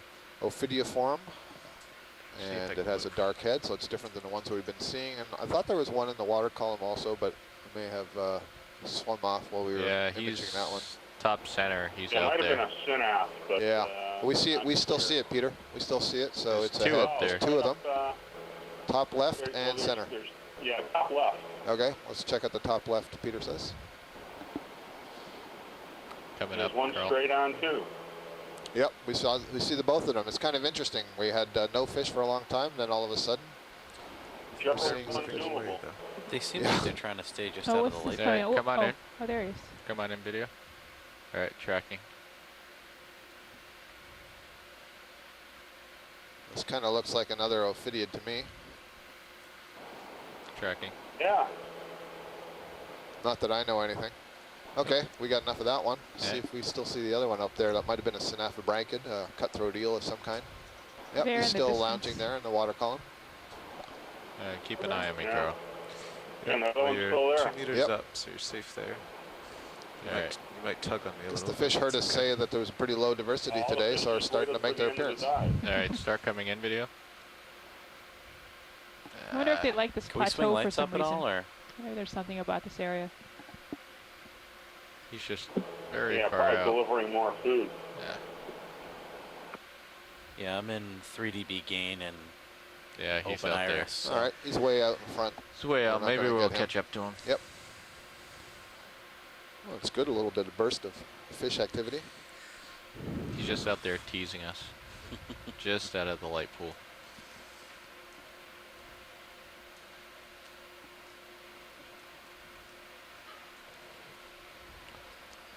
Come back So there's some down. questions about, you know, the fish. The other thing that's different, not just our depth, but we're now, you know, not just off of that spine that we've been climbing, but also now above that valley to the next ridge. You know, we're on a much broader part of the slope.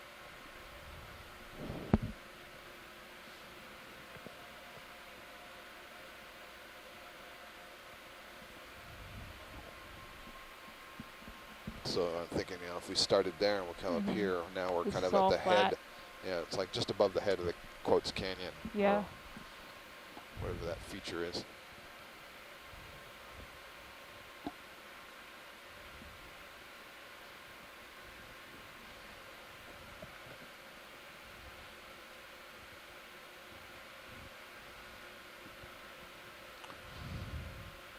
Another Holothurian.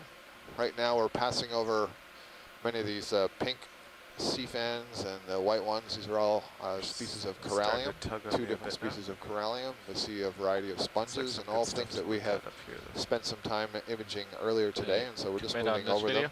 them until we see something new.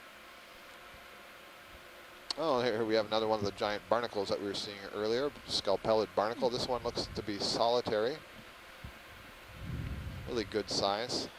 You see, this is kind of like a gooseneck barnacle. It's got a little muscular stalk to it. Okay, And come then in if you have any more. those plates are above the stalk, and you can see its legs sticking out into the water to the right. Getting tugged around by the tether. Okay. Sorry, I can't get a more It's interesting. I'm stable shot. kind of thinking these barnacles pull are not wide? as active as the shallow water Yeah, ones, and thank that may be a strategy in a low energy environment. They just hold the legs, the Siri out there in the water until maybe something comes in contact with Yeah, them, see some new corals. as opposed to continually fanning through the water.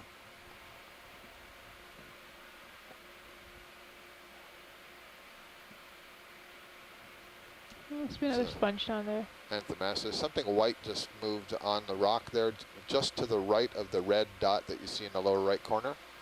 I think it's probably a Galatheid crab that popped backwards. Oh, if yeah. we could have a look Yeah. at that. Yep, coming down. Get some light on it. I'm up pretty high.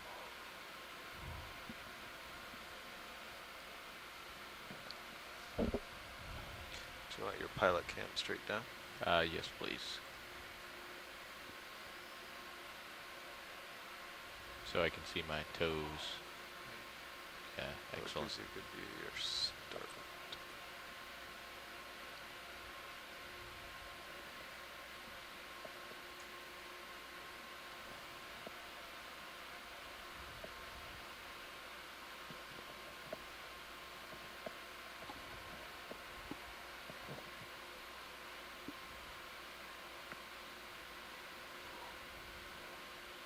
All right, come in partial video.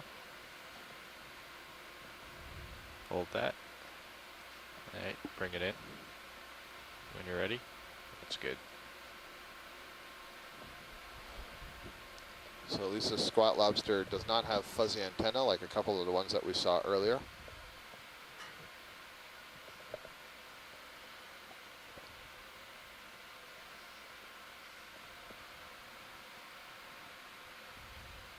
There might be a bit more current where we are right now.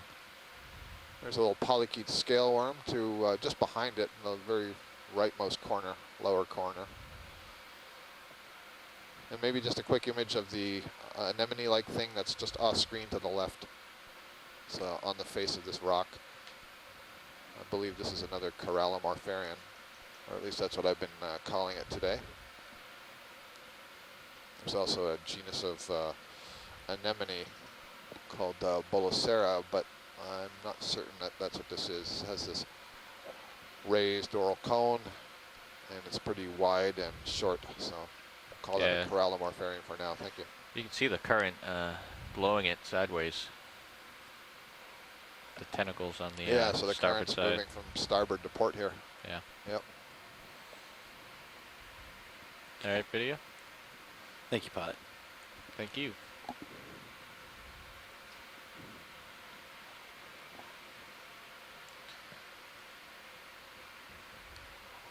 Judging by high pack, the high pack background in my sonar is starting to steepen up a little. Yeah. Not very much, but it's not the same flat we were on.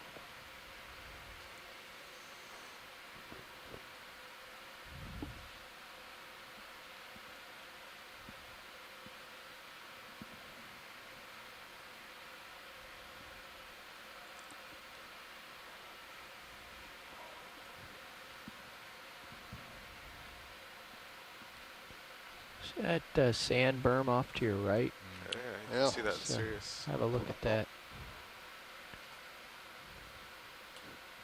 So I wonder, are we on like a local high spot, and that's descending off a little trough or something? Our sonars are pretty much flat, Is it? Okay. or not flat, rising gradually to the southeast. Yeah, you can see the ripples. Sure. Yeah. Yeah. It's like a collection of pteropod shells in the base of those ripples. It's I mean, the lower part of the waves. yeah. I'll come in closer here.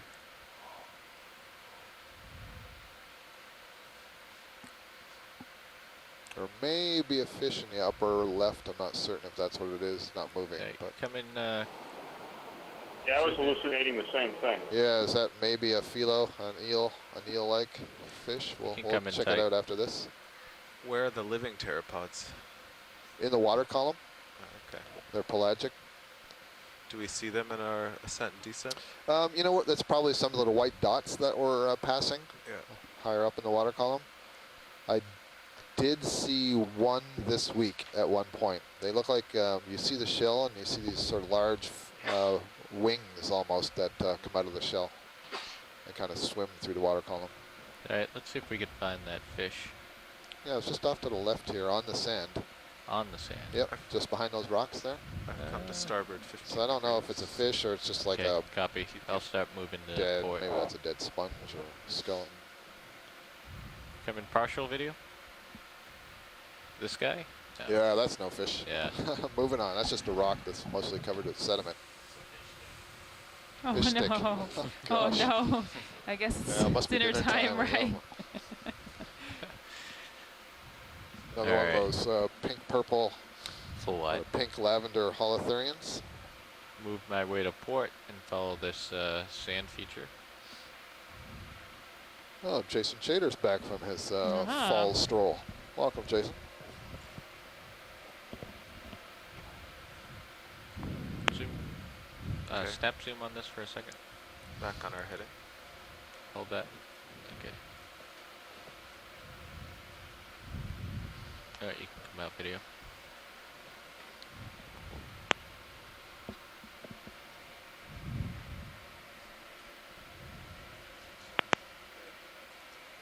Nav, what's the wind doing out there? The wind is it's peaking up around just approaching 15 knots right on our stern. We're lucky it decided to line up with the current.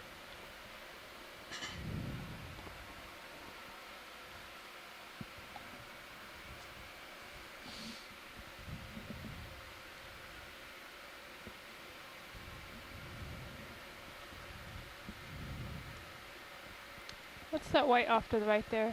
Is that another sponge? Probably another sponge. See right under the rock.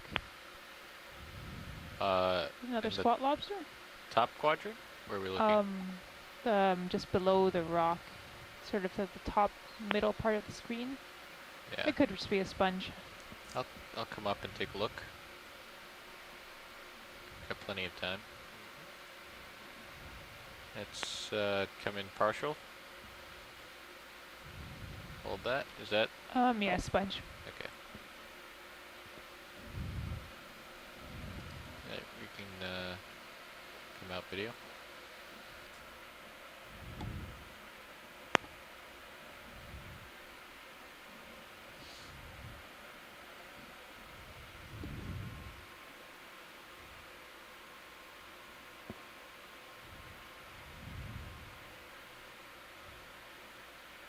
Oh, that's interesting. Let's take a look at this boulder that's sitting up on top of the main lava surface.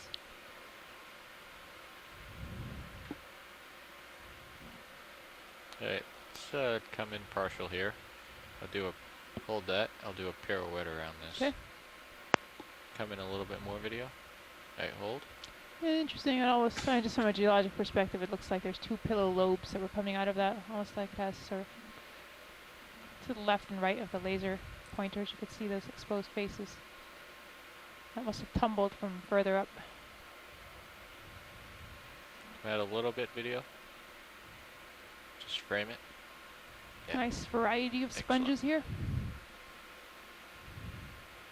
Is that good, or would you like That's a good closer for me. look? Thank okay. you. All right. Full wide video. Thank you.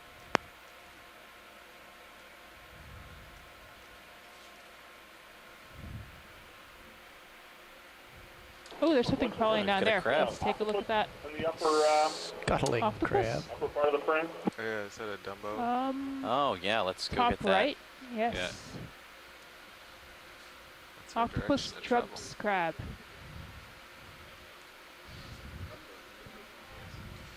Great, now Josh The is gonna shoot octopus. the next calendar cover. There's some excitement on the chat room here Let's from the go get it. scientists. Oh, it is. Octopus. It is. All right, come in. Octopus and octopus. Partial, hold that. Dumbo octopus. Very It's my nice. old friend again. Very nice. All right. Let's kill the lasers. Yeah, we've got those. Lasers are Now we can come in tighter video. And I will hold it in frame and you adjust as you feel necessary video. I'm going to pull a focus real quick and then I'll float out in frame.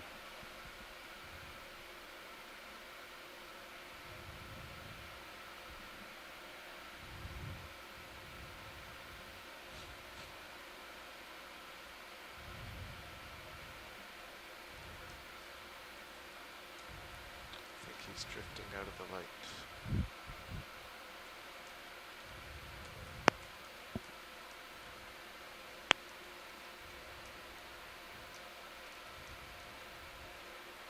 Coming in for a landing, maybe.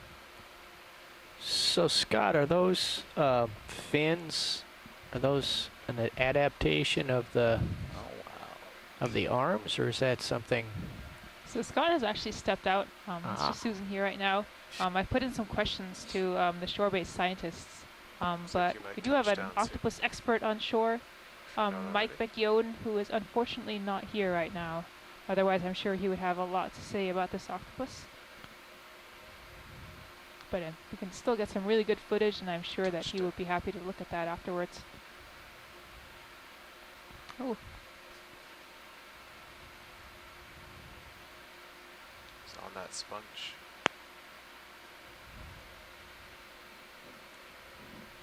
Didn't taste good.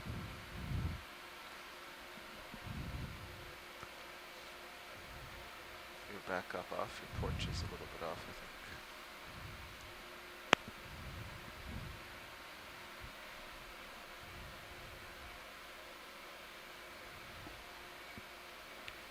I'd have to say this is the best Dumbo footage to date.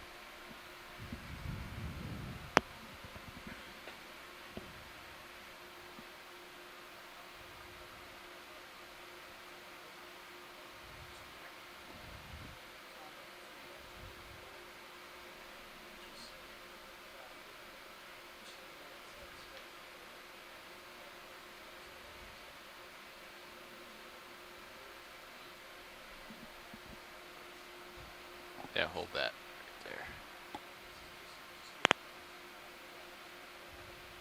Pilot, how do you feel about pirouetting around a little bit? I can try. There's It's a a lot hill, of so- current. I can get halfway around. Understood.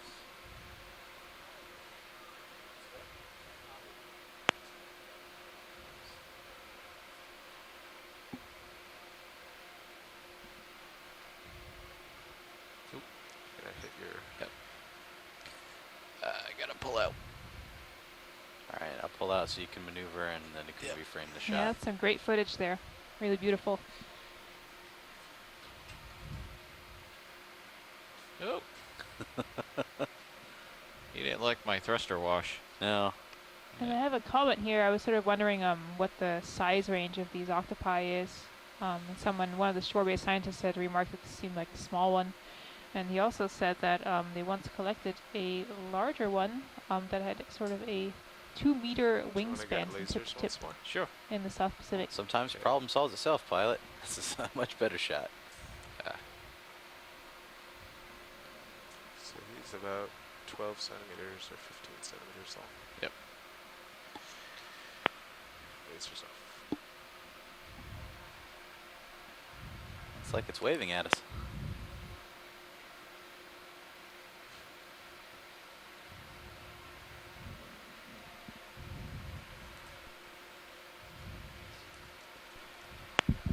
Alright.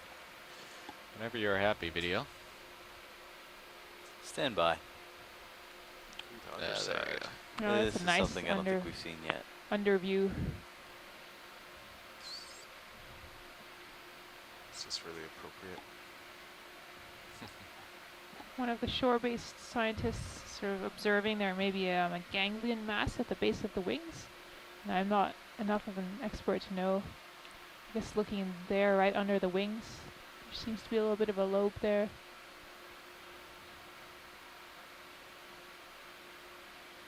Yeah, he's pretty far out there. I don't see him in Sirius. We'll track him for as long as we can, but yeah, he's leaving our area of operation.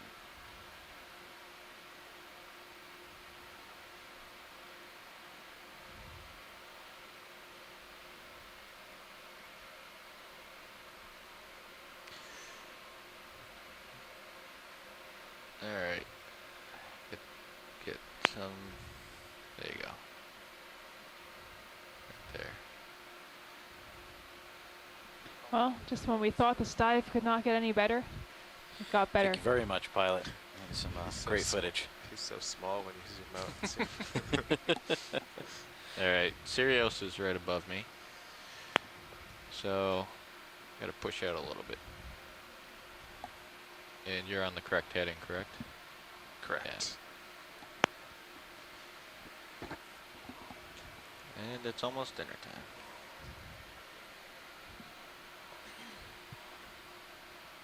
Get a snap as I come over it if you'd like, video. Sure thing.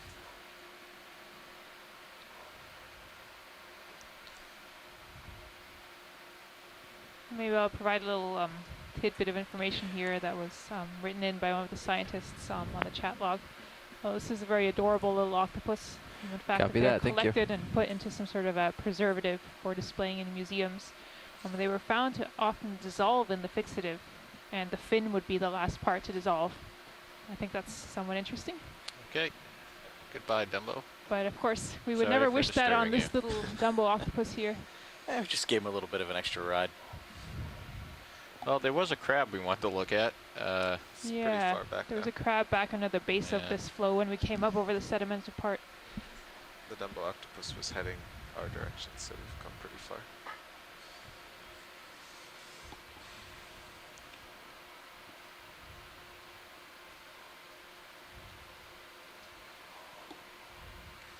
So now we're heading towards the next steep part.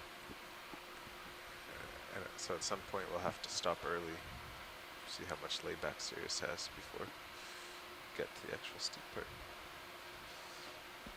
I don't think it's time yet, but it will probably happen during your watch.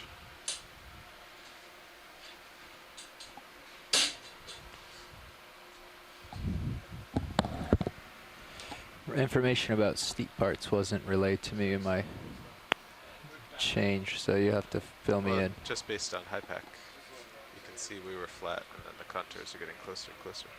Oh, they look the same. Okay. I'll zoom out, get an idea of what you're saying.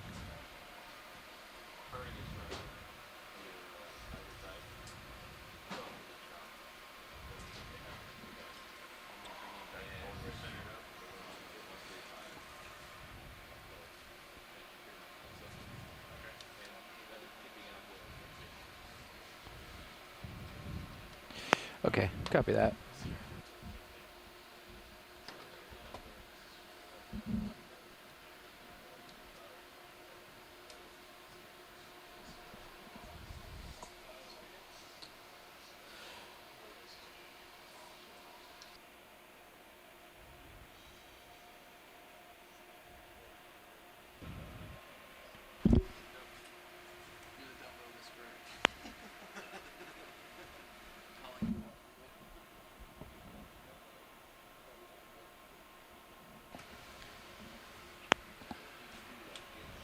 Okay, watch leads. Pilot change complete. Just having a pilot change here. And maybe in the meantime, I'll read something from a previous cruise on the Okeanos Explorer. This is from, let's see, some information about the Dumbo Octopus that was written by one of the octopus experts on the science team. This is from earlier this year, actually, April 2014. And this is written by Mike Vecchione. And he writes that the common name comes from the fins on the sides of the body, reminiscent of the large ears on the flying elephant in the Disney cartoon, so Dumbo Octopus. And this is a cirrate belonging to the genus Grimpoteuthis. Can't get a specific species ID.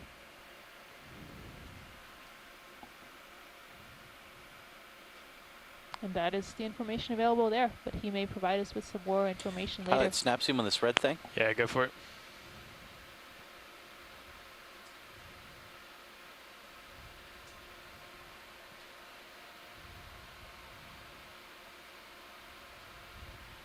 He's in pretty close. It's kind of like an anemone. Anemone. Yes, we have an ID. And anemone. Interesting though. What's that doing in the water column? Thanks, pilot. Sure. He's kind of coming at me, but if you want to go back in. We got him. Okay. Stand by for a change. Roger. So, the last watch said we're coming up to something steep. Dave Wright put in a 300-meter move at 135. Nope, another shrimp floating We by here. have 100 meters remaining as of 21:29. So we may need to stop it early. Hello, pilots. Seeing here sort of a whip-like coral. Okay. Started seeing these a little further down, but didn't see too many of them beginning of the dive. But we'll leave it. Your call. Oh, we're on track, right? Yeah.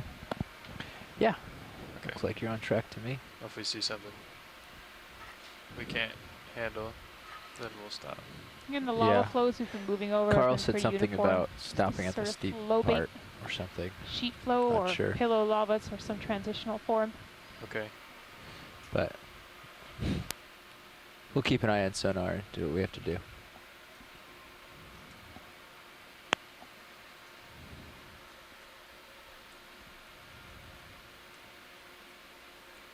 Susan, I'm just kind of floating around if you Okay. want to try to call out things that we want to zoom in on, or otherwise I'll just keep surveying. Sure, yeah, I'm keeping an eye out. I'm Okay. not getting any requests from the shore team right now, so Okay, we understood. can keep moving along. Thanks.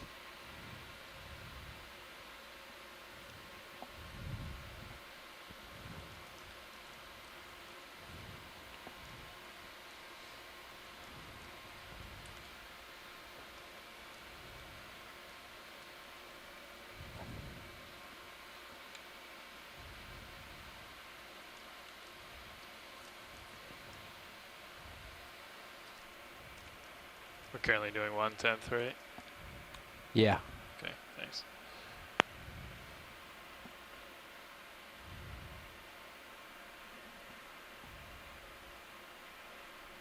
Yeah, again, so this is more of sort of the same things that we've been seeing the whole day. Lots and lots of sponges. I think that's really been the dominant type of organism we've been seeing out here. Everywhere, all these, the white sponges, and then also plastered on the rocks. Some of the lighter blue spots that you're seeing there are also sponges that are growing on the rocks. Really everywhere. I'm having an ID here of a bamboo coral, Lepidopsis.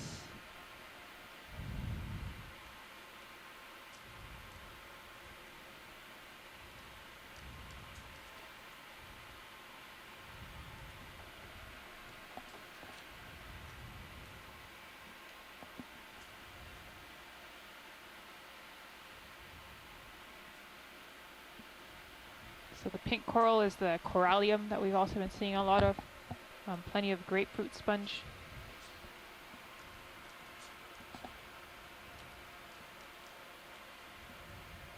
Yeah, let's check this one out here.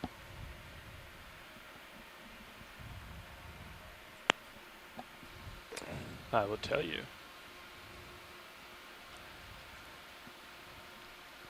I think this pink one ahead of us is the Corralium.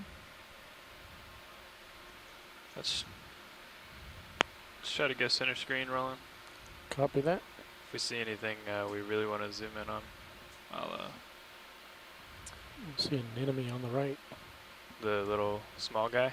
Mm-hmm. Roger. Oh, there, yeah. There's also Tiny one on little the anemone. branch. Can't hear you, Roland. There's also one on the branch, and Ah, there's the also a crinoid crinoid up on there. the Yep, sponge. crinoid up there.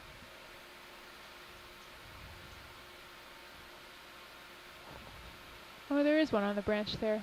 That's nice. Can we get a zoom in on that one? The one on the branch? Yeah, please. Sure. It's a partial. Okay, thanks. Just hold there for right now, Roland.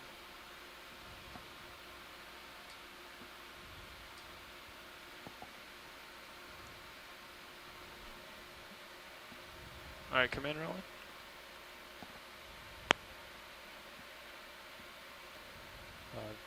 Nudge you over there. Yeah, there to the left. Yes.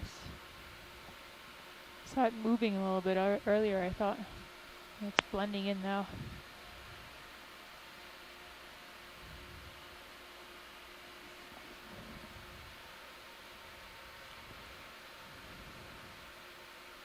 And could we get the lasers on too, please? Unless they're already on. We're coming back, Roland. Just try not to overshoot it twice.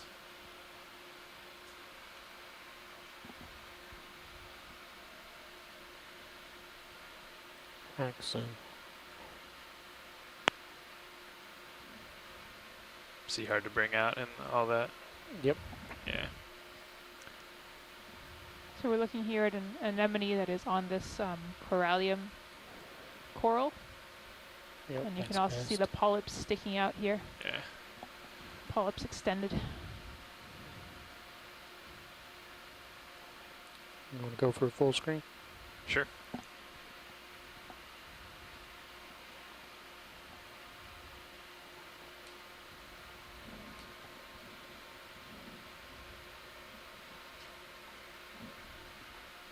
Just let Could me we know when look you're- down if I think there might be something white just below the Corralium. To the right down there? Just below it. Just below. Somebody is pointing out a white Anthomastus. I think Not it's sure. straight ahead, top of the screen. Maybe they met behind. Yeah, no, Susan, just below the bottom branch. It's on the rock. Okay. Can you come wide Okay. a little bit more wide, Roland?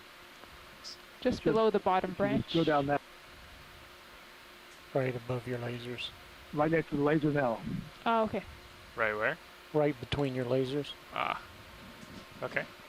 Come back It's in. kind of Roland. like a white Anthomastus for a second there. Okay, You want to maybe try to light that up with the top of the screen now. other swing arm? Oh, there. The Okay. I see starboard what you swing mean. arm, or is that not going to work? No, it looks good there. You see it?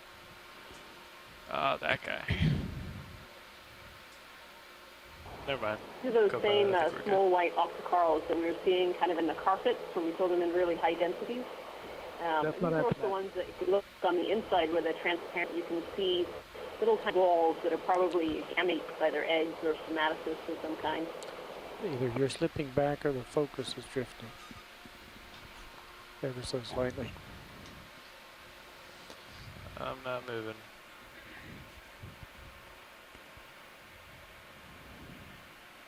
Whenever you've got what you need, Roland. Think we're good? Roger. Are we done with this little patch here, Susan? Yep. I think that's good Okay. for now. You want to get the crinoid at all? I'm not sure if I know where that is, Roland. It's to the right edge of your screen. Oh, okay. Yeah, we could try for that. Thank you. How we doing, co-pilot? Doing fine. Sorry guys, I'm back.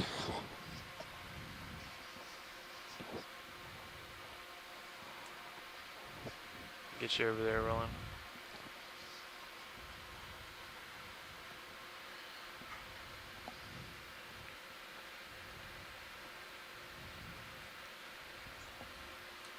Okay. Smack soon.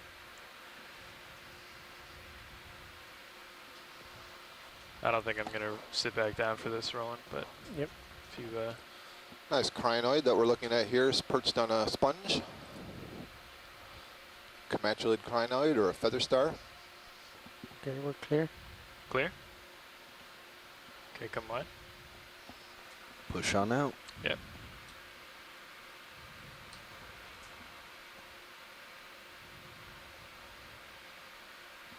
What is that round disc? Never mind. It's the remnant of a urchin. Got a white stalk coming ahead of you. Roger.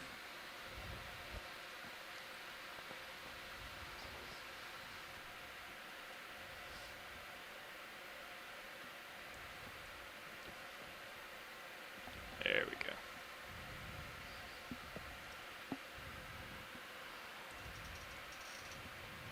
Is this something we're going to want to take a quick look at, Scott? This is a bamboo coral that we've seen several times, so we can keep going if you're Okay. needing to. Thanks. This is Lepidisis. We've had a couple of good images of it today. Copy that. Thanks for asking. Onward and upward then. Something floating in the water to the left. I believe it's a shrimp above the pink coral. Ooh, he's Try to follow that one. He's in It's right smack in the middle right now. He's coming up. You can try it for second rolling. Go ahead.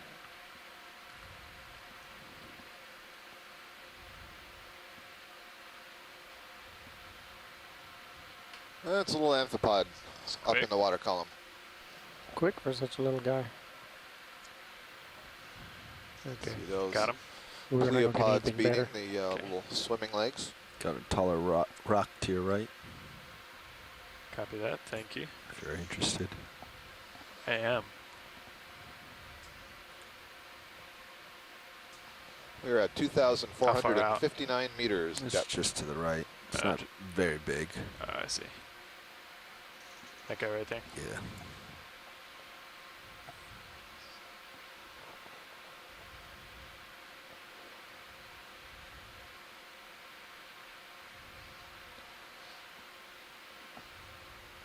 Got some sponges wrapped around the side of this rock and then a different one up on top of the rock. You can see the sort of radar dish morphology of that sponge pointed. Let's see, that Very would be dark stuff just went pointed off screen right. kind of down, not quite down slope. It's pointed into the current. Though. Yep. Yeah. I'm sorry. What was that video?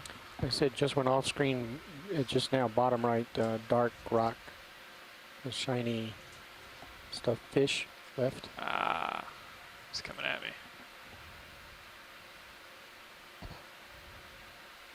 Looks like another hake. Probably not going to chase him, Roland. Looks like he's going to chase you. Yeah. Good size. All the we've seen, I think, 3 hake today, unless we saw some while I was away, but we've seen 3 of them. They're all a pretty good size.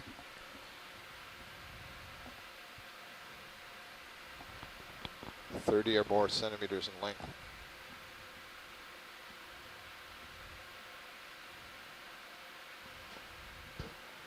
There's another bamboo coral, Lepidisis.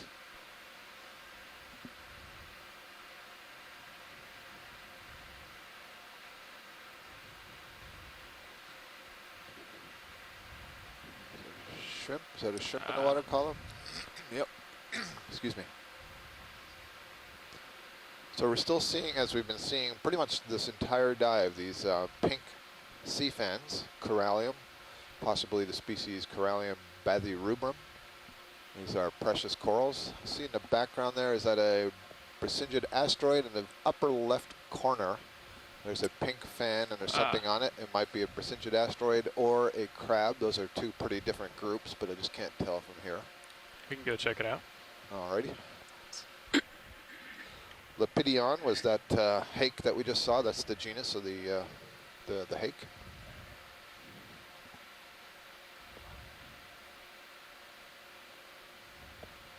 And that looks like it's one of these Brisingid asteroids. And earlier we saw one of these sea stars that holds its arms up into the water column on a coral, and here's another one on a Corralium.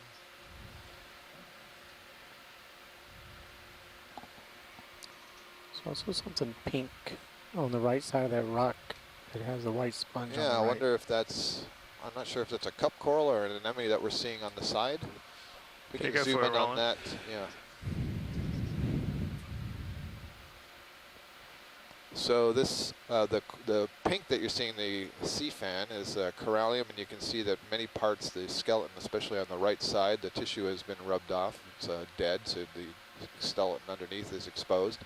And that top right is Brisingid asteroid. It's in the same position as the one we saw earlier, so it's very interesting. You know, we saw a lot of these in the canyons, and they all hold their arms up into the water column, but the last two that we have seen have had their arms kind of folded over. Kind of look like they're packing it in for the night. Just anthropomorphizing there, but doesn't seem to be in an orientation for feeding.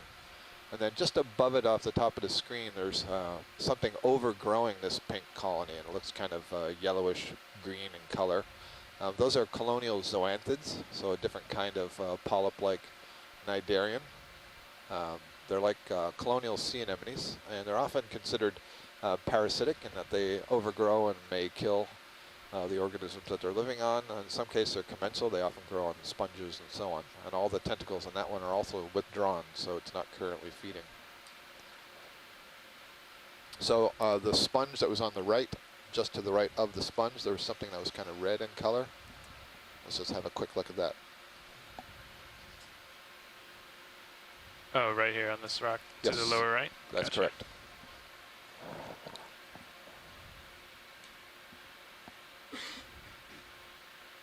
Let's take a look.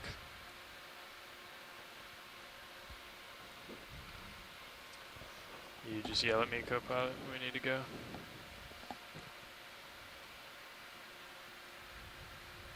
Your command.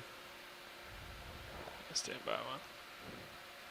There's an Anthomastus octocoral on the right. That's a different sort of red. It's a Go ahead, deeper Roland. red, and that's growing off there. It was just passing on the right. And we're having a look at this bright thing. Oh, I see. It's one of these barnacles. So we're looking down into the legs of the barnacles. This is a different view than we've had before. So one of these scalpellid Excellent. barnacles, the gooseneck-like barnacle, has the muscular stalk and then the plates on top of that. And I said that the legs kick out of the opening between the plates. So now we're sort of looking down in between the legs instead of from the backside view. So that's a really nice view there. You might be able to just make out at the base where those sort of feathery legs, where they come together, you can kind of see the jointed bases of the legs, and that's the hallmark of the arthropods, jointed limb. That's what arthropod means. Sorry, And Roland. barnacles are a member of the phylum Arthropoda. They're Good a type stuff. of We crustacean. want more for that? That's good for me. It's up to video. But, You just go back in, Roland? Okay. No, did he? I think he did. Go ahead. I think the barnacle did, is what I'm saying. you're right. Oh, I see. Yep, pulled his legs in. So now you can just see the valves and the opening where the legs would be withdrawn. The mouth is tucked Okay. down inside there. Thanks, Roland. So it's basically a shrimp standing on its head enclosed in plates or valves.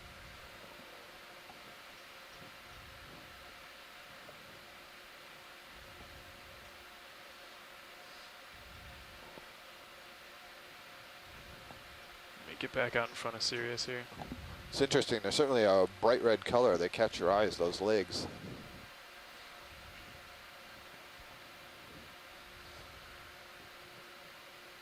I think we have about 15 to 20 minutes to find ourselves an Iridogorgia or a Metallogorgia. There's a fish rolling if you want to try to get that. Yeah, what kind of fish is this? This is something different. Hold there. Oh, this looks like a little sea snail, maybe. I don't think I've ever seen that. It's a little chunacid. Oh, it's a little sea toad. That's what it is. He's got his mouth open like he's filtering water. Is that the way they feed, Peter? Take control of my camera, co-pilot.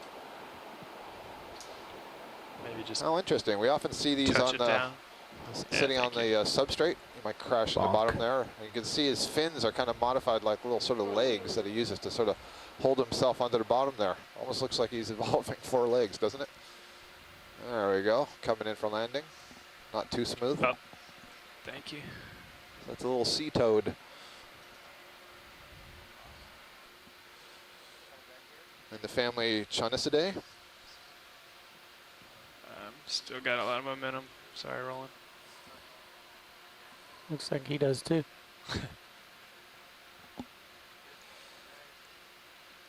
These fish, I've also seen names for different species in this group, frogmouth and coffinfish. It's not a And very you good can side see of very clearly the not. lateral line system on Let's see this if we fish. can, It's very conspicuous on the head. These are There's a basically worm here in the openings bottom. can you that it uses for its come back sensory out, system. Roland? Thank you.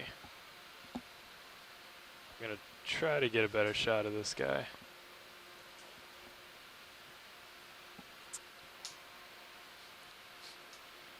It's a nice little find. Lasers off.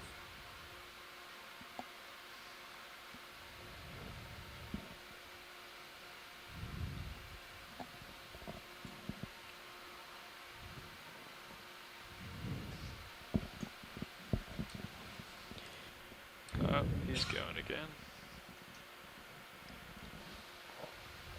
See him Just pushing repositioning for you. himself over the bottom with those Go ahead, Roland.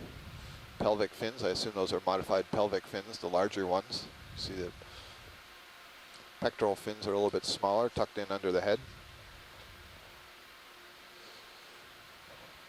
Tilt down for me, thank you. That's terrific.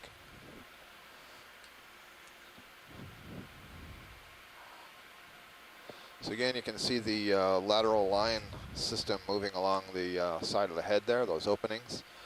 Those would open into the underside of the skin, basically. There would be these little pits with cilia inside them that could detect motion. Great image. Andrea Quattrini is in the event log, suggesting this may be the species Chaunacops Come down roseus. Time for you to go pretty soon. Copy that. And Andrea or Peter, do you have any idea if back this up. is a relatively rare fish to see, or is it just a little bit uncommon? This is certainly the first one that we've seen today. That stick you see in the foreground Gonna is lose you peeking on up view. Is, Copy that. a We sponge. got 3 You- more seconds and then we're lifting off. You got Very good. time. So Andrea Quattrini Okay. says these are You have fairly time. rare fish. What is Last that year we behind observed him? this fish Coming or down something here. very closely related on Middleist Seamount. But this is our first observation of the fish so Just- far this year. Let me know when we got to lift off here, Bobby. When we do lift off, you're going to have to come out hard. Okay. Roger that. What's my heading? Let's But go you're ahead. fine. Gonna be. Are we happy, video? Okay, come on, Roland. Okay, switching cameras back. Copy, thank you. So the information that I'm getting from the ichthyologists on You're shore, gonna the have fish to biologists, suggest that Make these your aren't heading 180. uncommon in terms Roger. of their distribution. So We'll most of the seamounts that change we the video. stop on, we tend Copy. to see these fish. However, we only see 1 or 2. We're So they're requiring certainly you. not in any abundance. So they're rare in not that respect. 180. Although their distribution isn't confined to just one spot. Where are you going? 180. There's Okay. another feather-like black coral in the genus Bathopathes.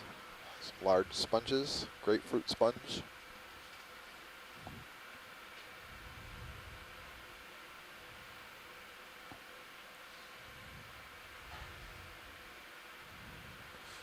Again, a nice view of the Deep Discoverer in context to its surroundings. I'm back on Stream heading. number 2, looking at the Sirius Copy view. that. Yeah, thanks. You can see Got this by those, extensive hard bottom that we're traveling up. I didn't realize you turned so much. Yeah, I came around to Yeah, thanks. give you your eyes. Very loby. Lots of crevices that are catching job. some sediments. That was awesome. Noted earlier, pteropod shells and coral skeleton debris all tucked in between these rocks. Okay, we're back happy.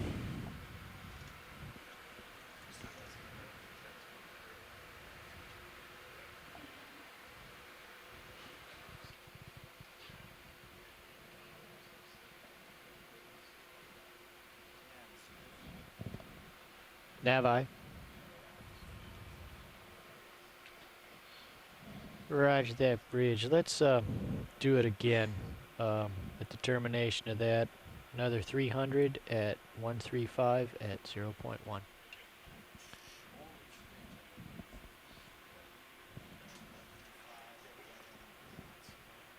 Roger.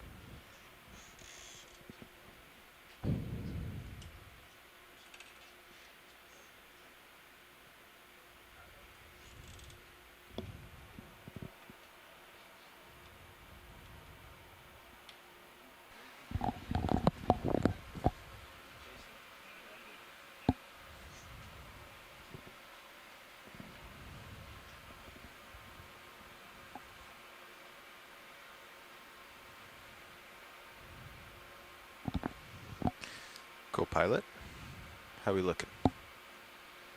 You're looking great. Explore. That's what I like to hear.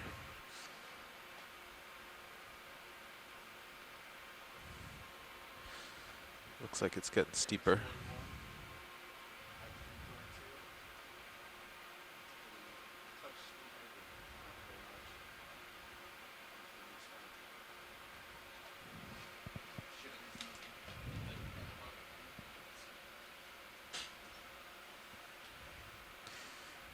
Is the ship still moving? Ship is moving. We had 15 meters left in the original 300, and I've requested that at the termination of that to add an additional 300 as before. Okay. I think so. We'll be off at 610. We have to pull off at 610. We verified okay. with Brian. All right. We have about 10 minutes left here on the sea floor of the Atlantis II Seamount, the westernmost of the 3 peaks that are down below us here. We've had just a terrific day in our first ever exploration of this seamount.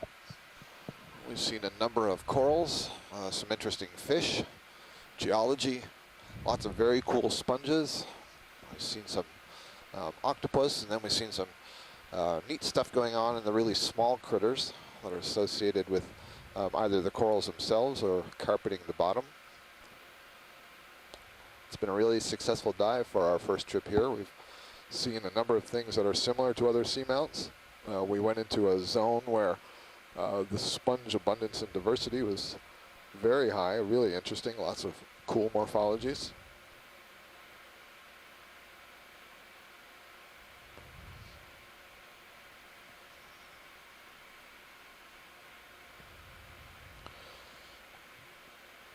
Quite remarkable for one of our dive days. We've come up almost 300 meters in altitude since we first landed on the bottom. That's good. In part, that's a reflection of the fact that this is an extended day for diving. Typically, we are coming out of the water between 3:30 and 4, but we got special permission to stay a little bit longer today. This is a seamount that's never been explored before by this group or anybody. And given some of the weather problems we've had, going on this it coral was with decided that associate? it could be okay if we worked everyone a little bit longer. One of the things to keep in mind is once the vehicles come off the bottom here, the workday is definitely not done. There's a lot to be done once the vessel gets Still to the ship. drifting First of all, around, getting so. it onto the deck of the ship, and then a lot of post-dive work on the vessels to make sure that they are prepped and ready to go again the next day, cleaning them off, etc. So this is one of the first times I've seen ophiuroids on a coral today. So this is kind of interesting. This is what we normally expect to see, very common. But here we see an ophiuroid, excuse me, a brittle star, that orange thing that's all curled around at the top of this white Corralium colony. This looks like kind of an Ophiacantha type. If you can get any tighter to that, that would be appreciated. I think there's actually 2 of them. All right. I'll pop up a little video. Yeah, there's one just below the other one. You can see very spiny arms. So these are brittle stars related to the sea stars, and that they're both in the phylum Echinodermata, but these are in a different class, the class Ophiuroida. They have a very small disc with very long, flexible arms. You can see this arm; these arms are kind of tied up almost in knots and wrapped around one another. The arms are articulated. They have something akin to the vertebrae that are in your back that articulate with one another, allow them to be very bendable. They do have tube feet, just like the sea star does, and those tube feet are on the underside of those arms. They're also called snake stars because sometimes those arms look like snake when they're wrapped around the branches and so on.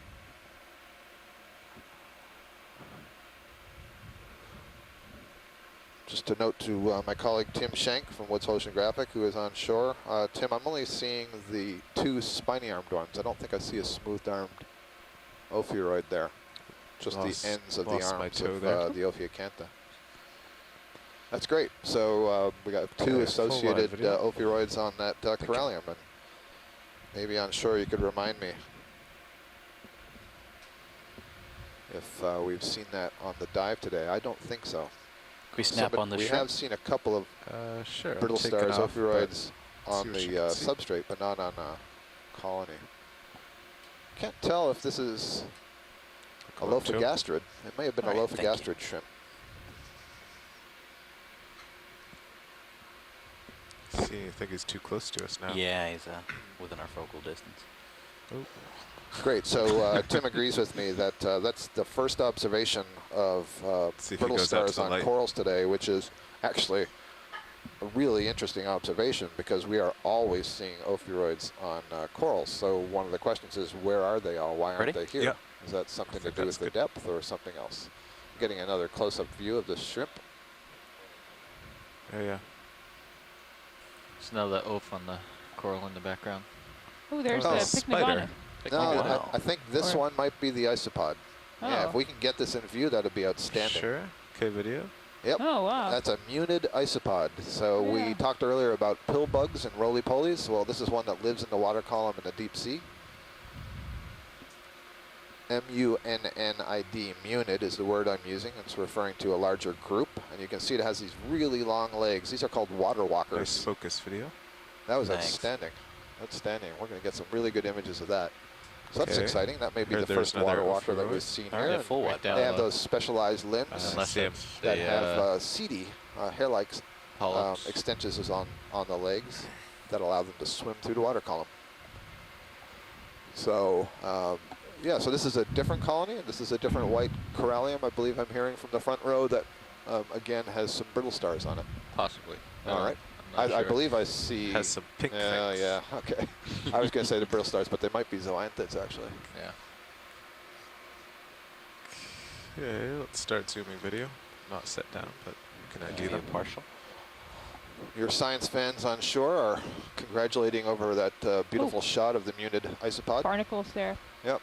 So indeed, that was a good call. There's another ophiuroid, another Ophiacantha-like ophiuroid, again on a white Corralium. And I believe there are 2. This time you can actually see the central disc on the lower one. So that would be the small disc where the mouth is housed. Is that for a macropilot? Yeah. Let's go in on the ophiuroid. You can also see several sea anemones. That's full zoom. And that's kind of been more the story of the day. There's been lots of sea anemones on these corals. Slipping. Let's see here. I think, let's see, is that 1 or 2 Co-pilot, you want to take my camera? That must surely be 2. I think the other oral disc is on the other side. Yep, so that's 2 ophiuroids right there, touchy. 2 brittle stars. If you could bring it down a bit, I'll try to steady.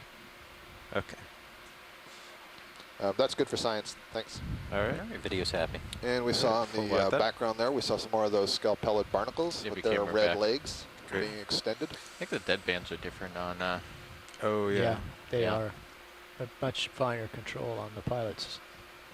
It seems to be better at the low end on the pilot station as well. I can look at that after the dive.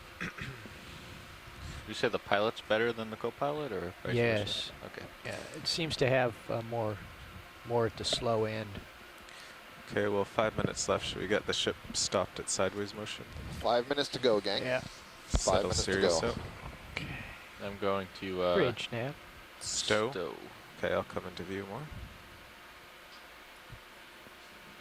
Yeah, Nick, Oh, easy there's stop here, another please. Persingid. Ah, there's another Persingid asteroid. Quick this zoom one's on this sitting video. on the rock. This is Thanks. a Can we sea get star. lasers We've on seen a this? couple Looks, of these pretty big. on I'll do your the upper coral swing colonies arms. earlier, and at least now this one you can see the arms Lasers kind of are on. elevated up in the water column, as we were He is noting pretty big. earlier. This is a sea star that grabs Thanks, its pilot. food from the water. On all those spines, we were describing the sort of Velcro-like, pincer-like structures that cover those spines. There are basically hundreds of them on each one of those spines that are arising from those arms. And so anything gets too close to those arms, it's going to be grabbed. It'll then be transferred around to the underside of the arm where there's tube feet that'll carry it towards the mouth, and that's dinner. So the mouth is on the other side. Very nice view. These are just gorgeous sea stars. It's hard not to like them. Okay, if you can pull out a bit, get the whole thing. It's quite large. It is quite large, actually. Yeah. Yeah, Persingids are large. I'll turn the They're hard lasers to off. collect. You know, when we've collected some in the past, their arms tend Okay, to do you fall want any off. more video? Video's good. Okay, full wide then. Is that a major problem for the Persingid, or I need to get back to are they Sirius. fine without those arms that fall My off? swim or- arms. Well, I mean, we're I don't know how preserving many. them, so it's already a Ah, I problem for the see. Persingid. Okay.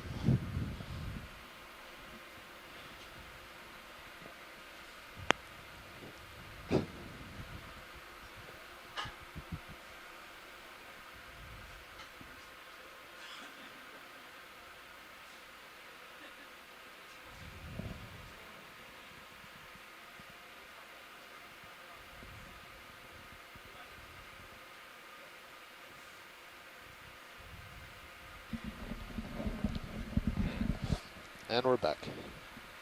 What? No, there it goes. Can you bring your heading around a bit to find me? Sure can. I feel like I'm moving that way, but not. Yeah, you're also coming up on me. Yeah.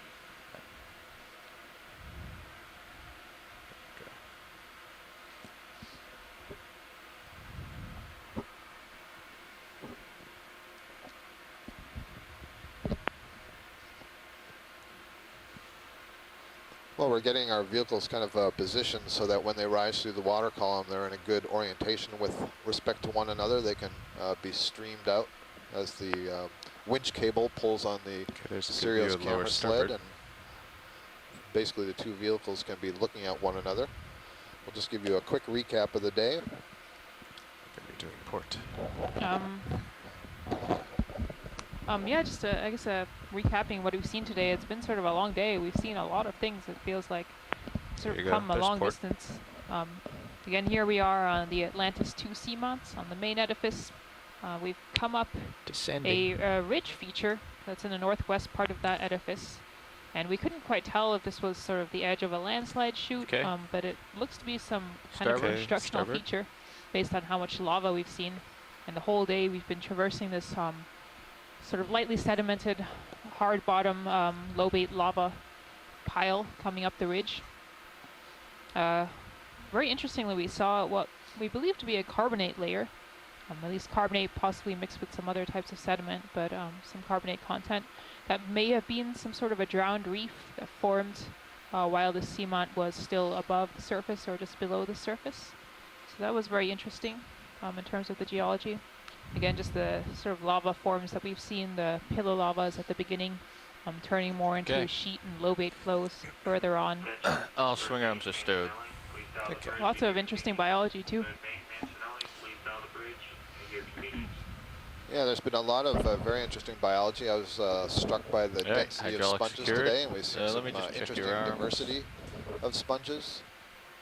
Lots of cool shapes good. and sizes, and it's hard to say how many different species we've seen because sponge taxonomy, we Looks really good. need to have pieces, Alright. but certainly more diversity that- seen elsewhere. port need to come in a little bit? We've had a lot of these precious corals, That's where we Corralium, left 2 it. different species, and this pink form has been extremely abundant. Looks like the current's All taking the you where way you up. want to be anyway. I don't think we're going to need And to get the ship moving at all here. So our depth right now is 2,435 meters. We're just getting ready to Okay, so come how are up the off the bottom and turns? recover the vehicles. And we I want to believe thank those if of you who I are get the turn with out, us today. we should be It's been okay. an exciting Can I just day say here where on I the am? Atlantis Yeah. 2 You Seamount should, complex. It's the first Come ever up exploration go. of the bottom here. So yeah, the tether's well And, below. so you got to explore it with us.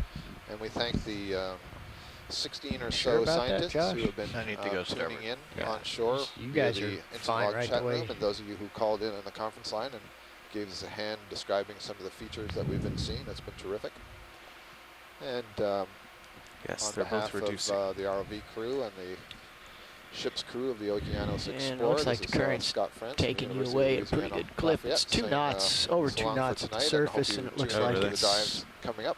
Weather looks good, so we hope it's to be back in good the down water. there too. So I And don't I'm think here you're with going to Susan. need to push out much Yes, at all Susan on the Shore, way up. PhD student in marine Kinda going a geology lot at Oregon State contour there. University. Okay.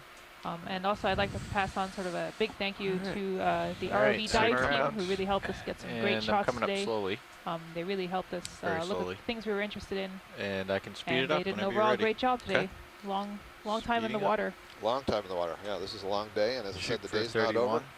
Well, Once the vessel gets on let deck, me, there's, before we still go more fast, work let's to just do. So let me get the tether we stretched out. appreciate their Okay. efforts to Slowing keep down. us in the Sorry, water I in shouldn't this have said special yes place. so early. And the video team too has been working hard alongside them, and who will continue to be working hard to Yeah, put let me together know our when you're highlight ready. reels. I'm Okay. stopped. Just gonna push. So we'll see you all tomorrow, and scientists on shore who would like to participate in the conference call, and we hope you all do. We'll do that in just over 15 minutes at 6:30 Eastern. Alright. So Looks take good. it easy, all. I got you in my Alright, tether cam. thanks for joining us I today. just got you. Okay. Alright. Should I disable auto heading? Yeah, Disabled. I'll keep pushing out. Alright. You ready? Yep. Now I'm coming up. Coming up.